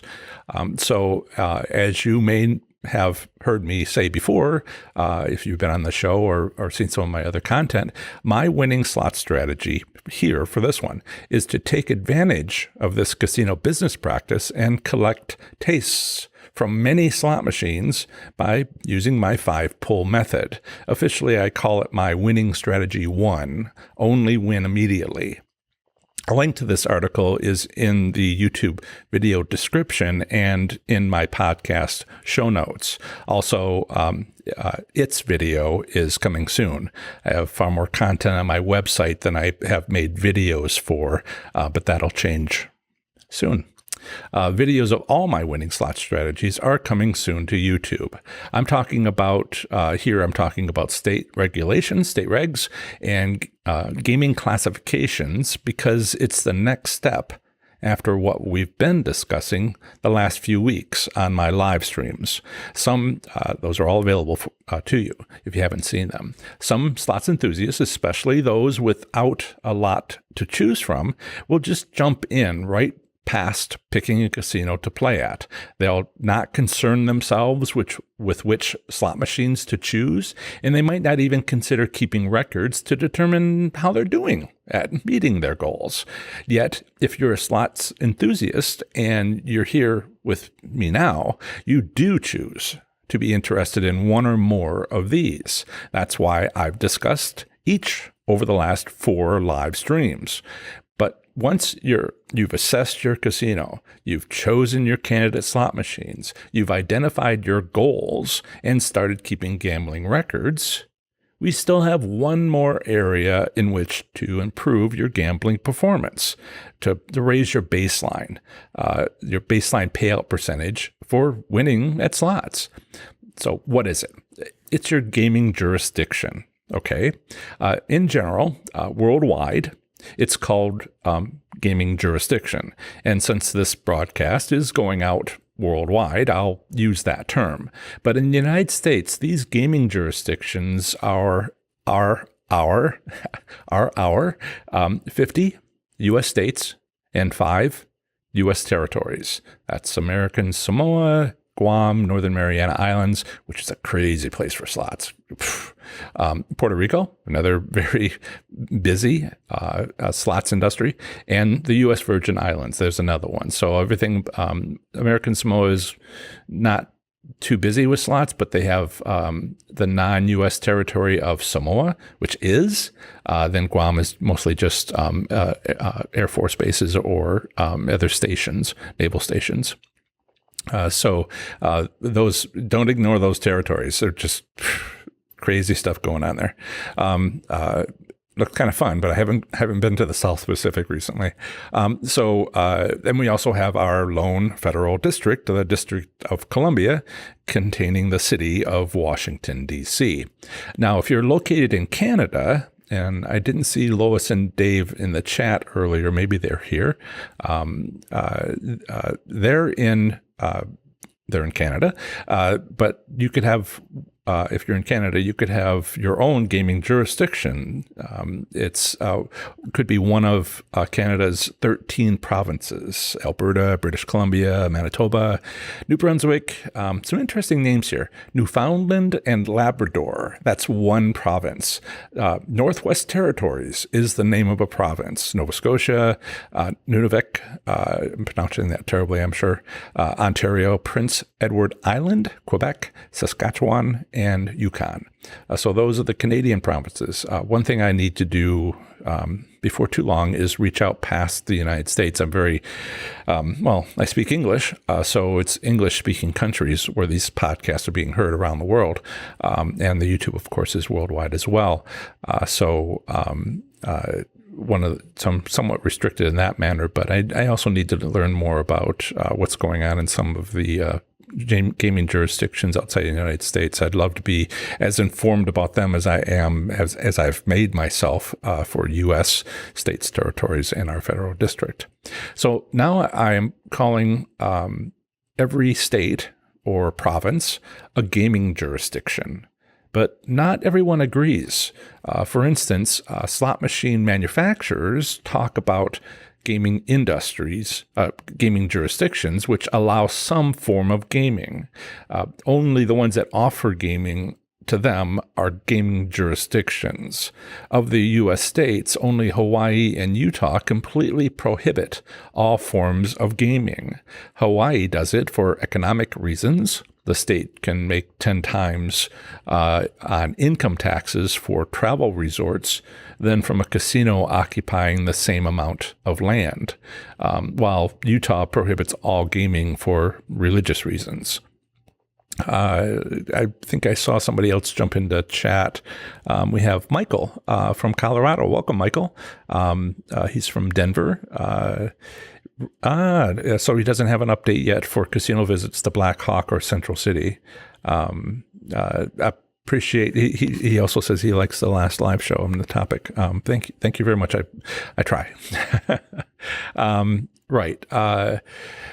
So there's also something I want to get into a little bit later, but let's get the bulk of what I want to share first. I've been getting some questions about illegal gambling. Not things like having March Madness polls, and that's illegal. Did you know? Yeah, not polls, but the brackets. But there's also sports betting. That's more sports betting. There's also slot machines. Illegal slot machines, and we'll talk a little bit about that and what how might I present you with that information? Should I present you with that information, and kind of what it's doing to the gaming industry at various locations, and also what some of these states might have. Like I just said, Utah prohibits all gaming for religious reasons. Yeah, well, it's also a great place to enjoy gaming, illegal gaming. At convenience stores, it's just, drive into a gas station and play slots. They're illegal, but, well, we'll talk more about this in a moment. Paula popped in late, and Chuck is good. Talk amongst yourselves. As I've mentioned before, visiting seems to not be ideal, and so we will be doing less of that, but that's why I'm showing up early now. So, right. So there's plenty of illegal gaming going on in lots of states, even if the state prohibits it. And I'll come back to that. And that's why I call every state a gaming jurisdiction. And that's a little unusual for people to talk about these things. First, even one law, my reasoning. First, even one law on gaming, say an amendment in the state constitution, banning all gambling. I consider that a gaming regulation. And if you have a gaming regulation, I say it's a gaming jurisdiction. It can just be that one law, and that alone, I say, makes that state a gaming jurisdiction. And perhaps I should have mentioned that this sooner, but why should you care? You should care because you have a choice to make, which will influence your slots gambling performance. You can ignore it if you want, like ignoring which casino you're going to, or what slot machine to play, or what is your gambling goals, or, keeping records for, to win again later with your tax preparation, gambling, your gambling deductions, which might lead to a return. You can ignore all that. I'm not saying that you should even care. That's on you. But if you're thinking about slots, and we think about slots, we're slots enthusiasts. So, we don't want to leave winnings on the table. Now, I thought about I made that phrase up an hour ago, and I was thinking about it, and I'm like, we're slots enthusiasts. Why are we saying leaving winnings on the table? How about this? We're giving away our bankroll to the casino. No reason to reference table games here, right?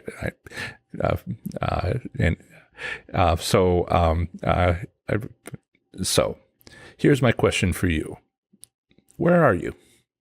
Take a look. Take a minute. Seriously, take a minute. Take a minute. Look around. Are you driving? Do you travel?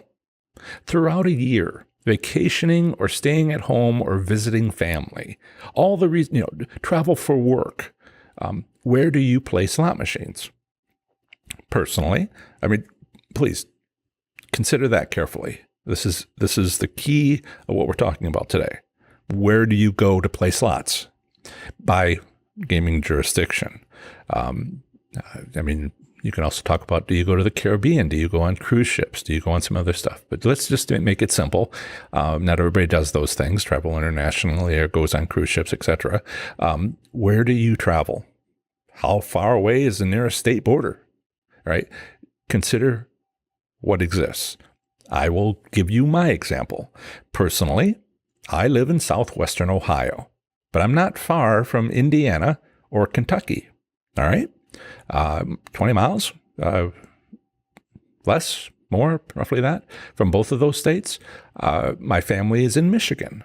When traveling to see them, I drive by Detroit, which means I pass near Caesars Windsor in the Canadian province of Ontario across the river from Detroit, Michigan.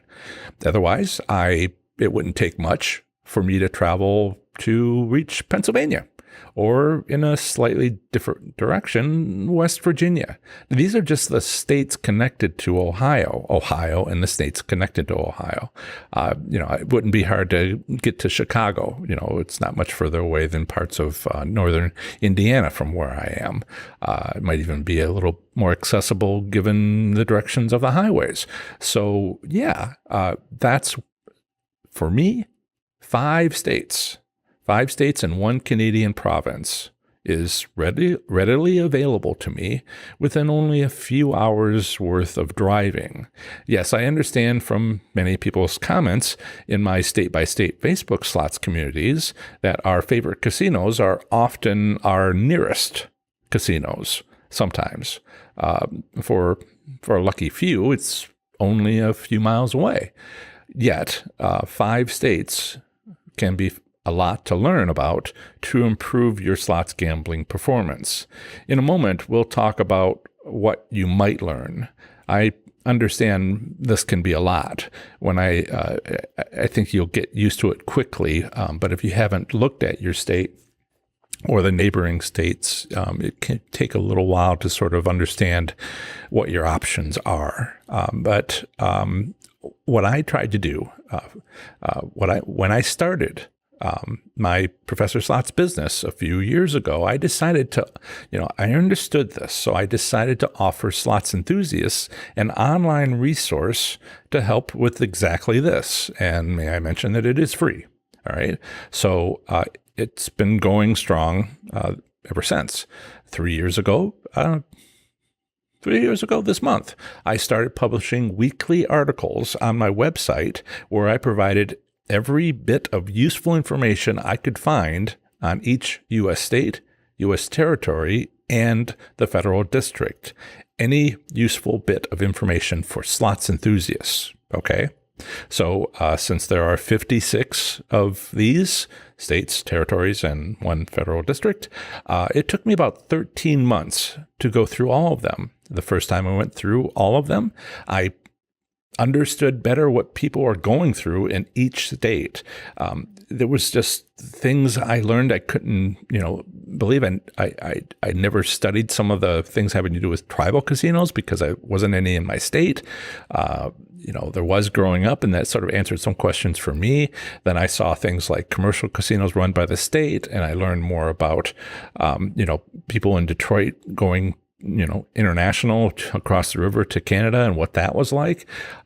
What's it like to have a casino that is on a river next to, and we'll talk about this in a minute, on a river, which the other state next to it has its own riverboats. And, it's practically a border war going on between those 2 states within their state gaming regulations to try to, beat the competition. So all this just sort of fell on me. I thought it was a fine investment, but not just for me, but for, it's a resource for you. So I spent 13 months, starting about 3 years ago this month, and I went through every state, and I never stopped. Okay. So 2 years ago, let's see, it was July 3rd, 2 years ago. I started again from the beginning, Alabama, right? Finished Wyoming the week before. Alabama, the Wyoming for the first time, and then Alabama for the second time to see what's happened in a year. That's another reason to do all this. A lot can happen in a year. So 2 years ago, early next month, I began again, adding additional subsections, which after having seen, every state, have worked on every state, I realized there were some topics that I could cover, that you would be interested in. Now that I actually seen every state, done every state. So I added some new subsections, theoretical payout returns. Lots of states had those, and also return statistics and how to find them and what kind they were. So there was a section I added for that. I added a section, actually, I think it was the next one. I'm on my third time through all of them at this point. And I added the Facebook communities and in any case, I gained experience in what every state has to offer that first time through. I finished weekly state-by-state articles over yet another 13 months, which near the end of July last year, that was my second time through everything, each time through adding more. I'm now but still trying to make it readable and friendly and nice. I'm now on my third time through. You may be interested in knowing, Chip, that Ohio was last week, and Denise and Jan and others that Oklahoma is, today or tomorrow, it's this week. So for this third series, one update I added was state maps. A map of the state with casinos pointed out with their name and city. So you could get an overall idea of what where they were. These maps show counties, but not express. One thing I need to do is improve the map so I can show like major expressways. But I have to get some graphics together, some people for that. So then next time through, when I start the series over again for the fourth time, I'm considering adding another section on the pros and cons of each state with its neighboring states, besides maybe a better map. I'm considering options. But why would I want to put in a section on the pros and cons of each state when compared to its neighboring states? It's because I've started to notice that some bordering states are battling it out with one another to capture limited income tax dollars from slots enthusiasts.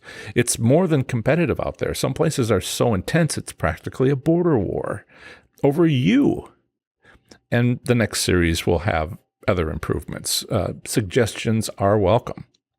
And one of the key things that I'm seeing, and I'm sure there's more, just jumped out at me, was what's going on between Illinois and Indiana along the river, Des Plaines River, I think it's called. Let's just forget the fact that Illinois is seriously considering becoming the Las Vegas of the Midwest. All right, they're going to put something downtown like a Las Vegas Strip. It's just this huge thing. They've always protected the downtown area because they had horse racing, so they made sure all the slot machines the casinos were outside of the downtown area, and riverboat casinos is where they started. But now it looks as though they're just going to go the other way. First, they let slot machines into bars. Had to be approved by the local municipality, bars and taverns, and they got they did that and they got flooded. I mean, this is years of me now, studying each state and just being amazed at some of the things that are possible and that you might see in your state, and then beginning to understand what might be happening.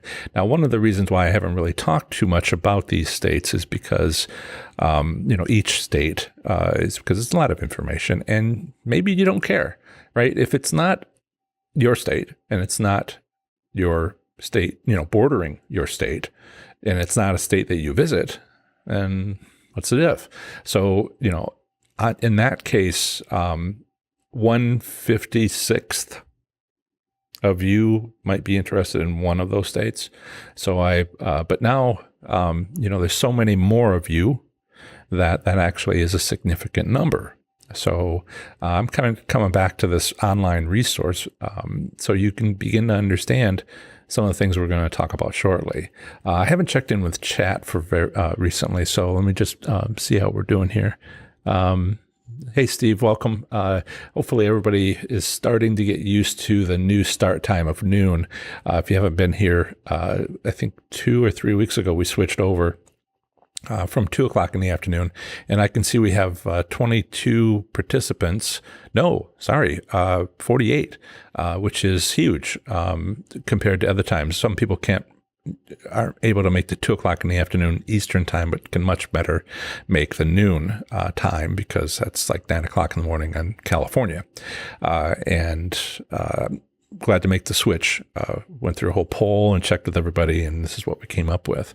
But it does take a little bit of getting used to if you've had been coming to my live streams for 6 months. So, Steve, welcome.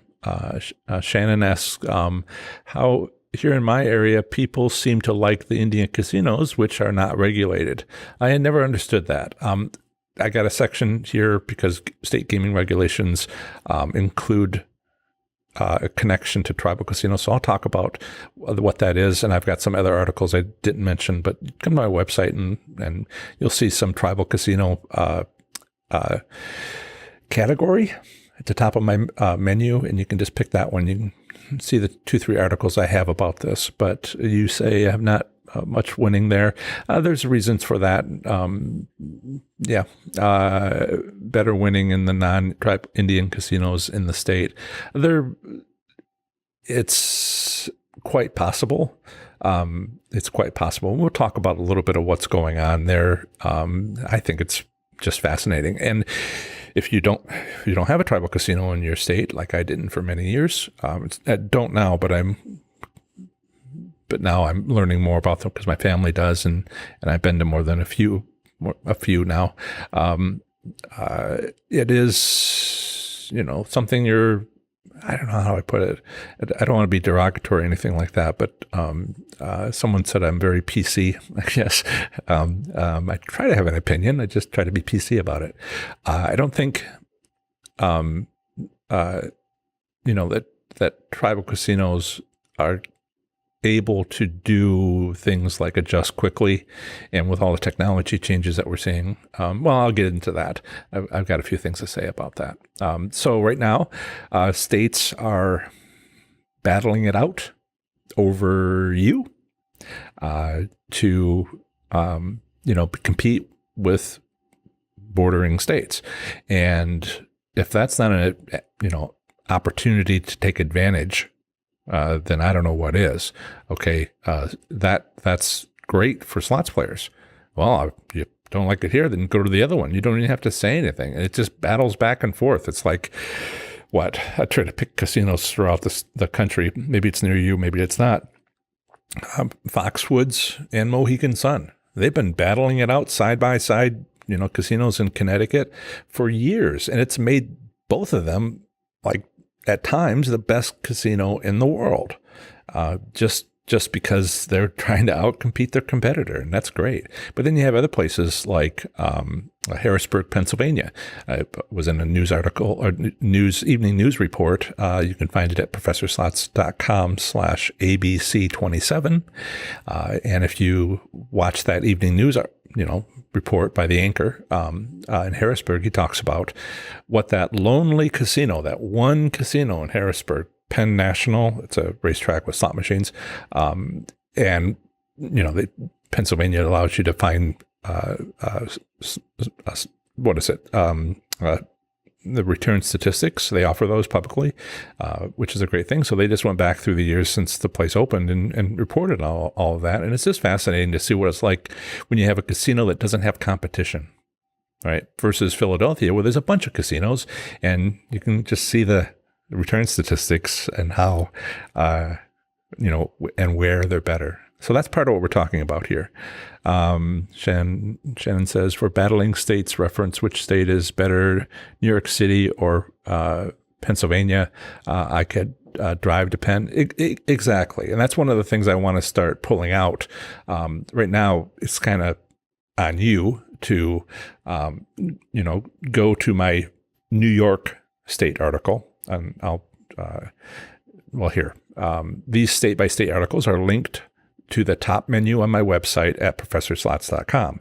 A faster way than sorting through, everything shown to you alphabetically, a faster way is to go directly to your state, the state you're interested in, by using professorslots.com / the state's 2-letter postal designation. For example, professorslots.com / OH is my Ohio article. For you, Shannon, if you go to professorslots.com / NY, that'll take you to my New York article. And same thing, professorslots.com / PA for Pennsylvania. And you'll see that article, and you can start to compare some of the sections having to do with, like theoretical payout returns, if they have them, if they don't have them, what are they, comparing return statistics. And it shouldn't be too hard to do your own comparison, but I think the area of growth for me would be to start doing some of those things and just lay it out for people. But it will take me a year to get through 56 articles. But I think that's definitely a need, particularly since you asked, shop around. I mean, a lot of what I'm talking about in this article is shop around, see what's available.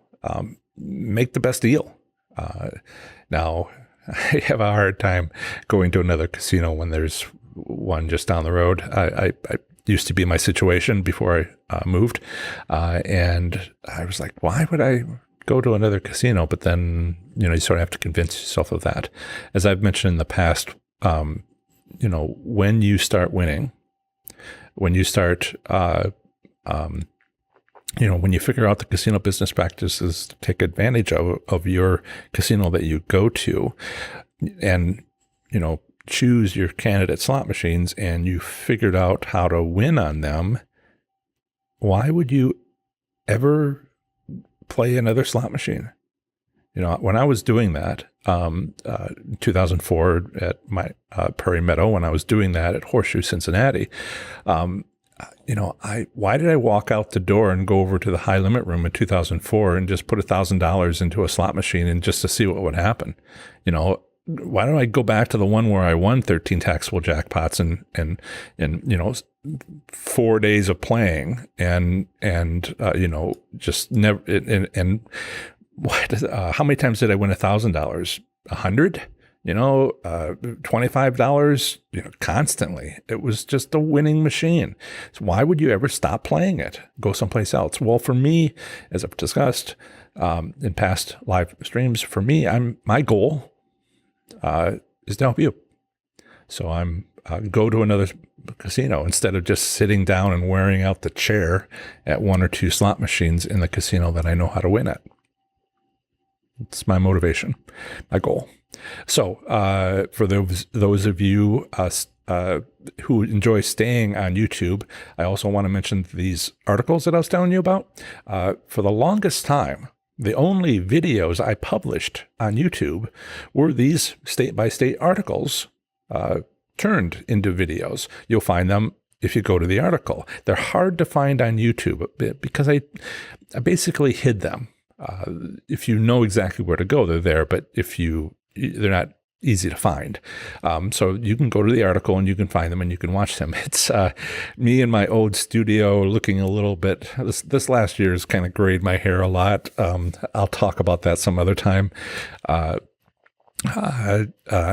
Fantastic, interesting year, but stressful, not because of you guys or anything. It's just, I really enjoy this, but in any case, getting away from that, you'll see my old studio that before I get better lighting and lots of reflections and kind of blurry with an old camera and kind of like never looking at the camera, and the technique was all terrible, but the information is there. And I will, I've hidden those on YouTube, but I'll make them unhidden again because I've decided to do that. I'll make them unhidden again sometime this weekend.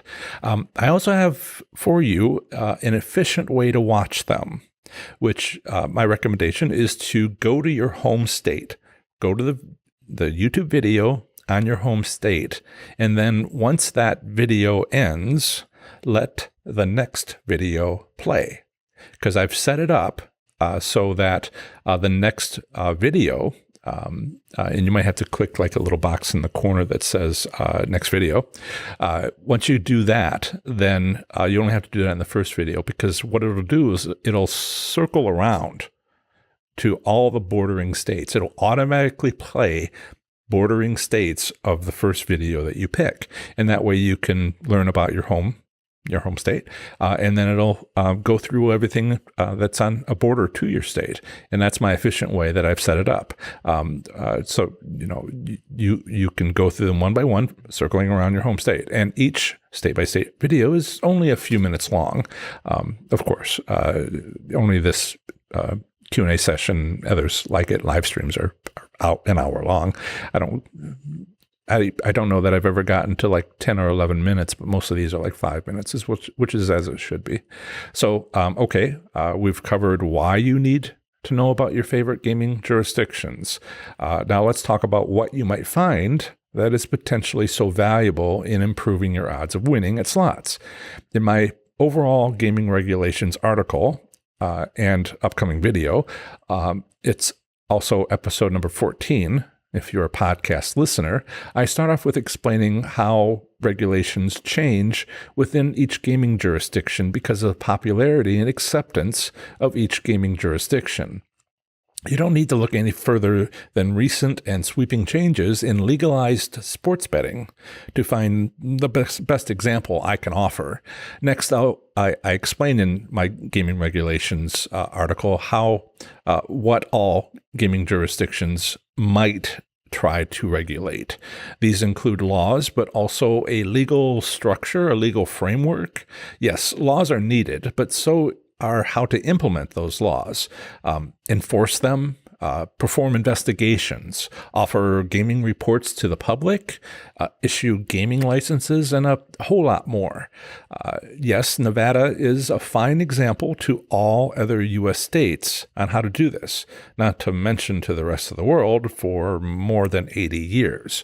But other states have special needs that a landlocked desert state perhaps doesn't cover. Cruise ships come to mind. More tribal casinos, only tribal casinos. Just there's varying impacts with these things. All this seems straightforward, if not exactly easy, right? But let's complicate it. It's straightforward, what I've explained. But let's complicate matters. And going back to Sharon's question, let's complicate matters a bit with a big-time federal law. It's called the Indian Gaming Regulatory Act, IGRA, of 1989. At a high level, that federal act says that if your state doesn't completely prohibit gaming, and further, that your state has American Indian tribes which have federal recognition status, not easy to get, by the way. That's such a huge understatement, but it's not easy to get that status. Then those tribes can offer certain games. This is a federal law, so this applies to all states, whether or not they have tribes. There's a definition that all states can use for types of games. So at the least, these are class 1 tribal ceremonies. Somewhere in the middle is class 2, which is community bingo halls. But in the last decade or so, this has led to not card bingo, but less card bingo and more bingo gaming machines. And at most, I suppose I could say there's full-on class 3 slot machines like those found in most casinos in Las Vegas and elsewhere in Nevada. While this federal act is common for every state, each state enacts it slightly differently. How? Well, which games, if any, has the state not prohibited? To come to a mutual agreement to that question and more, state governments and tribes have to negotiate an agreement called a Tribal State Gaming Compact, which has to be subsequently approved by the federal government. And we'll go over some of that in a later time. I have some articles. Just choose the category tribal gaming from the top of my website menu, and it'll take you to those several articles that'll talk a little bit more about this. And we'll talk about it here at some point more. But for now, if the state you're interested in has tribal casinos, then most of the gaming regulations you're looking for are in these gaming compacts. I think one of the issues affecting the gaming industry in the U.S. right now is one very small aspect of these gaming compacts. It seems so small, but it's so very impactful, significant. Remember from a few minutes ago when I mentioned how the popularity and acceptance of gaming matters to changes in the gaming industry of any gaming jurisdiction, like changes to sports betting? Remember when I said that? Well, this small but significant thing I have concerns about with tribal state gaming compacts is that most of them includes legal language which states that they are good for 30 years. For some states, it's valid forever. Remember, this IGRA came out in 1989. Some of these compacts were put in place as quickly as like 2 years afterwards. Some of them are from 1991. You don't have to look any further than Oklahoma to understand what this means, especially during January this year. I know that was years ago, right? But you can, Oklahoma had the kind of conflict that might exist. Many of these compacts includes wording like, unless mutually agreed to renegotiate by both parties. Some updates have taken place since the early 90s, like converting from coin-operated machines to voucher technology. But these long-term compacts are starting to get dated, especially as slots and betting technology advances. Thinking past not using coins anymore, what about central servers? What about sports betting? What about in-state competition between tribal and commercial casinos, where commercial casinos can make relatively quick changes to gaming regulations through the state legislature to perhaps take advantage of inflexible statements in slow-to-change gaming compacts. So, Shannon, that's kind of what's going on here. And there's a bit more like it's hard to get a hold of the compact. Sometimes there's a copy of a copy of a copy that's available from the tribe. Sometimes the Bureau of Indian Affairs at the federal level will have those signed compacts, and that's the gaming regulations. Seems like the state gaming commissions are just so much better at just laying everything out. In any case, I'm seeing some lots of good comments. Lots of comments. Let me double check. Oh, I see. Richard arrived. Hey, Richard, and Lisa. Hello, Lisa. So before that was Mel. How can PA paying 55% taxes compete with New Jersey paying 10% taxes?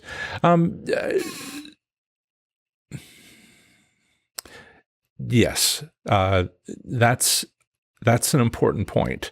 Nevada not having income taxes on gambling, that's an advantage.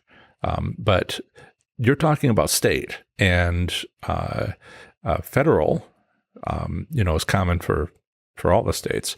So I have to dig into I have to better understand your question. Are you talking about income taxes for individuals, paying state income taxes, or are you talking about the casinos having to pay to the state? I think you might be talking about the casinos having to pay to the state, because those gaming regulations are, 30 $35 million for a gaming license, $10 million. I'm talking about Ohio. I have some of that memorized.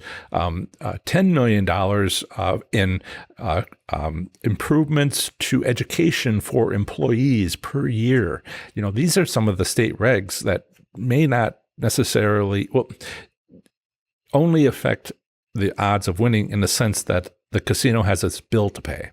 Now, you may also be a casino employee and might like to know some of this stuff. I don't know your circumstances, but it is interesting to see these differences and consider what they mean. So yeah, Mel, there's a lot going on, and understanding what's going on is important. Hey, Linda, welcome. Richard is here. And he's reporting in on Cherokee, North Carolina. How different dynamics are going on.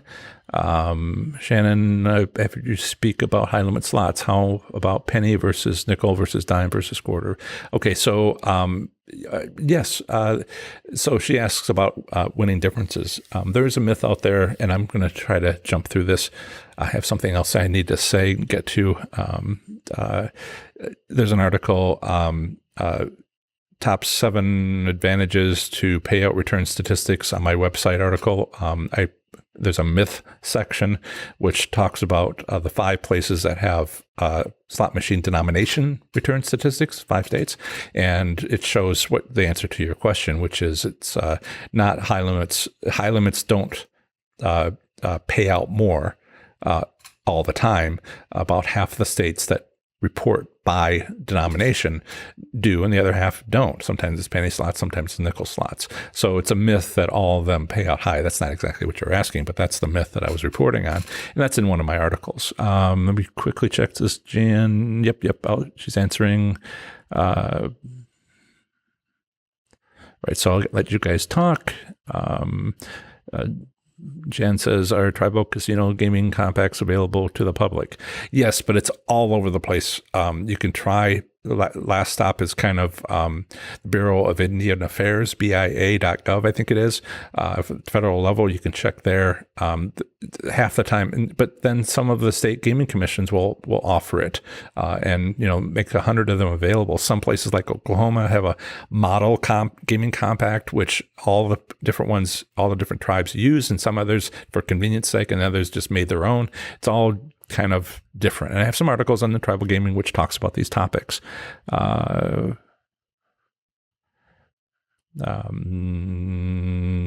not sure I can help you, Shannon. Feel free to email me, but we'll talk.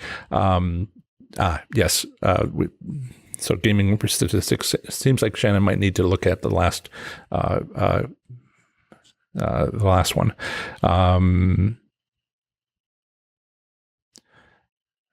Right. Okay. So talking amongst yourselves, and that's great. And I will, let's see, we have something very important I want to discuss, and I got 3 minutes or so.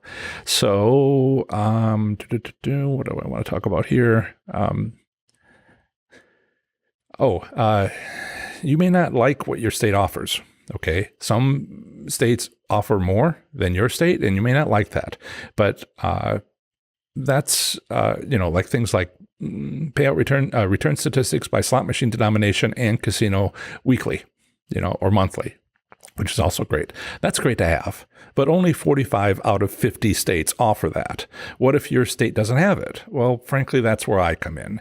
Using observational skills and understanding how a casino is using business practices to market slots play to their patrons, we don't need to know gaming return statistics by slot machine denominations. Yes, knowing those statistics is helpful because they eliminate quite a bit of the work you'll otherwise need to perform, but it's just one source of information. Having both the most detailed statistics as well as knowing how casinos and gambling works is the true ideal situation, but lots of slots enthusiasts win without knowing those statistics. And I'm the guy explaining how. So let's switch. So I think I'm caught up in chat. What I wanted to get to before we end here is, unfortunately, we've lost a member of our slots enthusiast community. Richard, from our Oklahoma slots enthusiast community, has let us know that his wife, Robin, passed away suddenly last Sunday, and asks that we keep him and his family in our thoughts and prayers. You've got it, Richard. As many other members have commented on your post, we're so sorry for your loss. Please accept our sincerest condolences. Richard also told us that Robin watched the Oklahoma group's posts like a hawk. So if you're a member of the Oklahoma community and haven't said anything, please, do. And there's a wonderful picture, a delightful looking woman on this post. So to close, join your local slots community on Facebook to get the latest on casino reopenings in your area. Share your casino trip reports and see what your local slots enthusiasts are sharing. Every state has a private Facebook group slots community. Find yours at professorslots.com/FB. Watch more of my videos to improve your slots gambling performance. Those are coming up.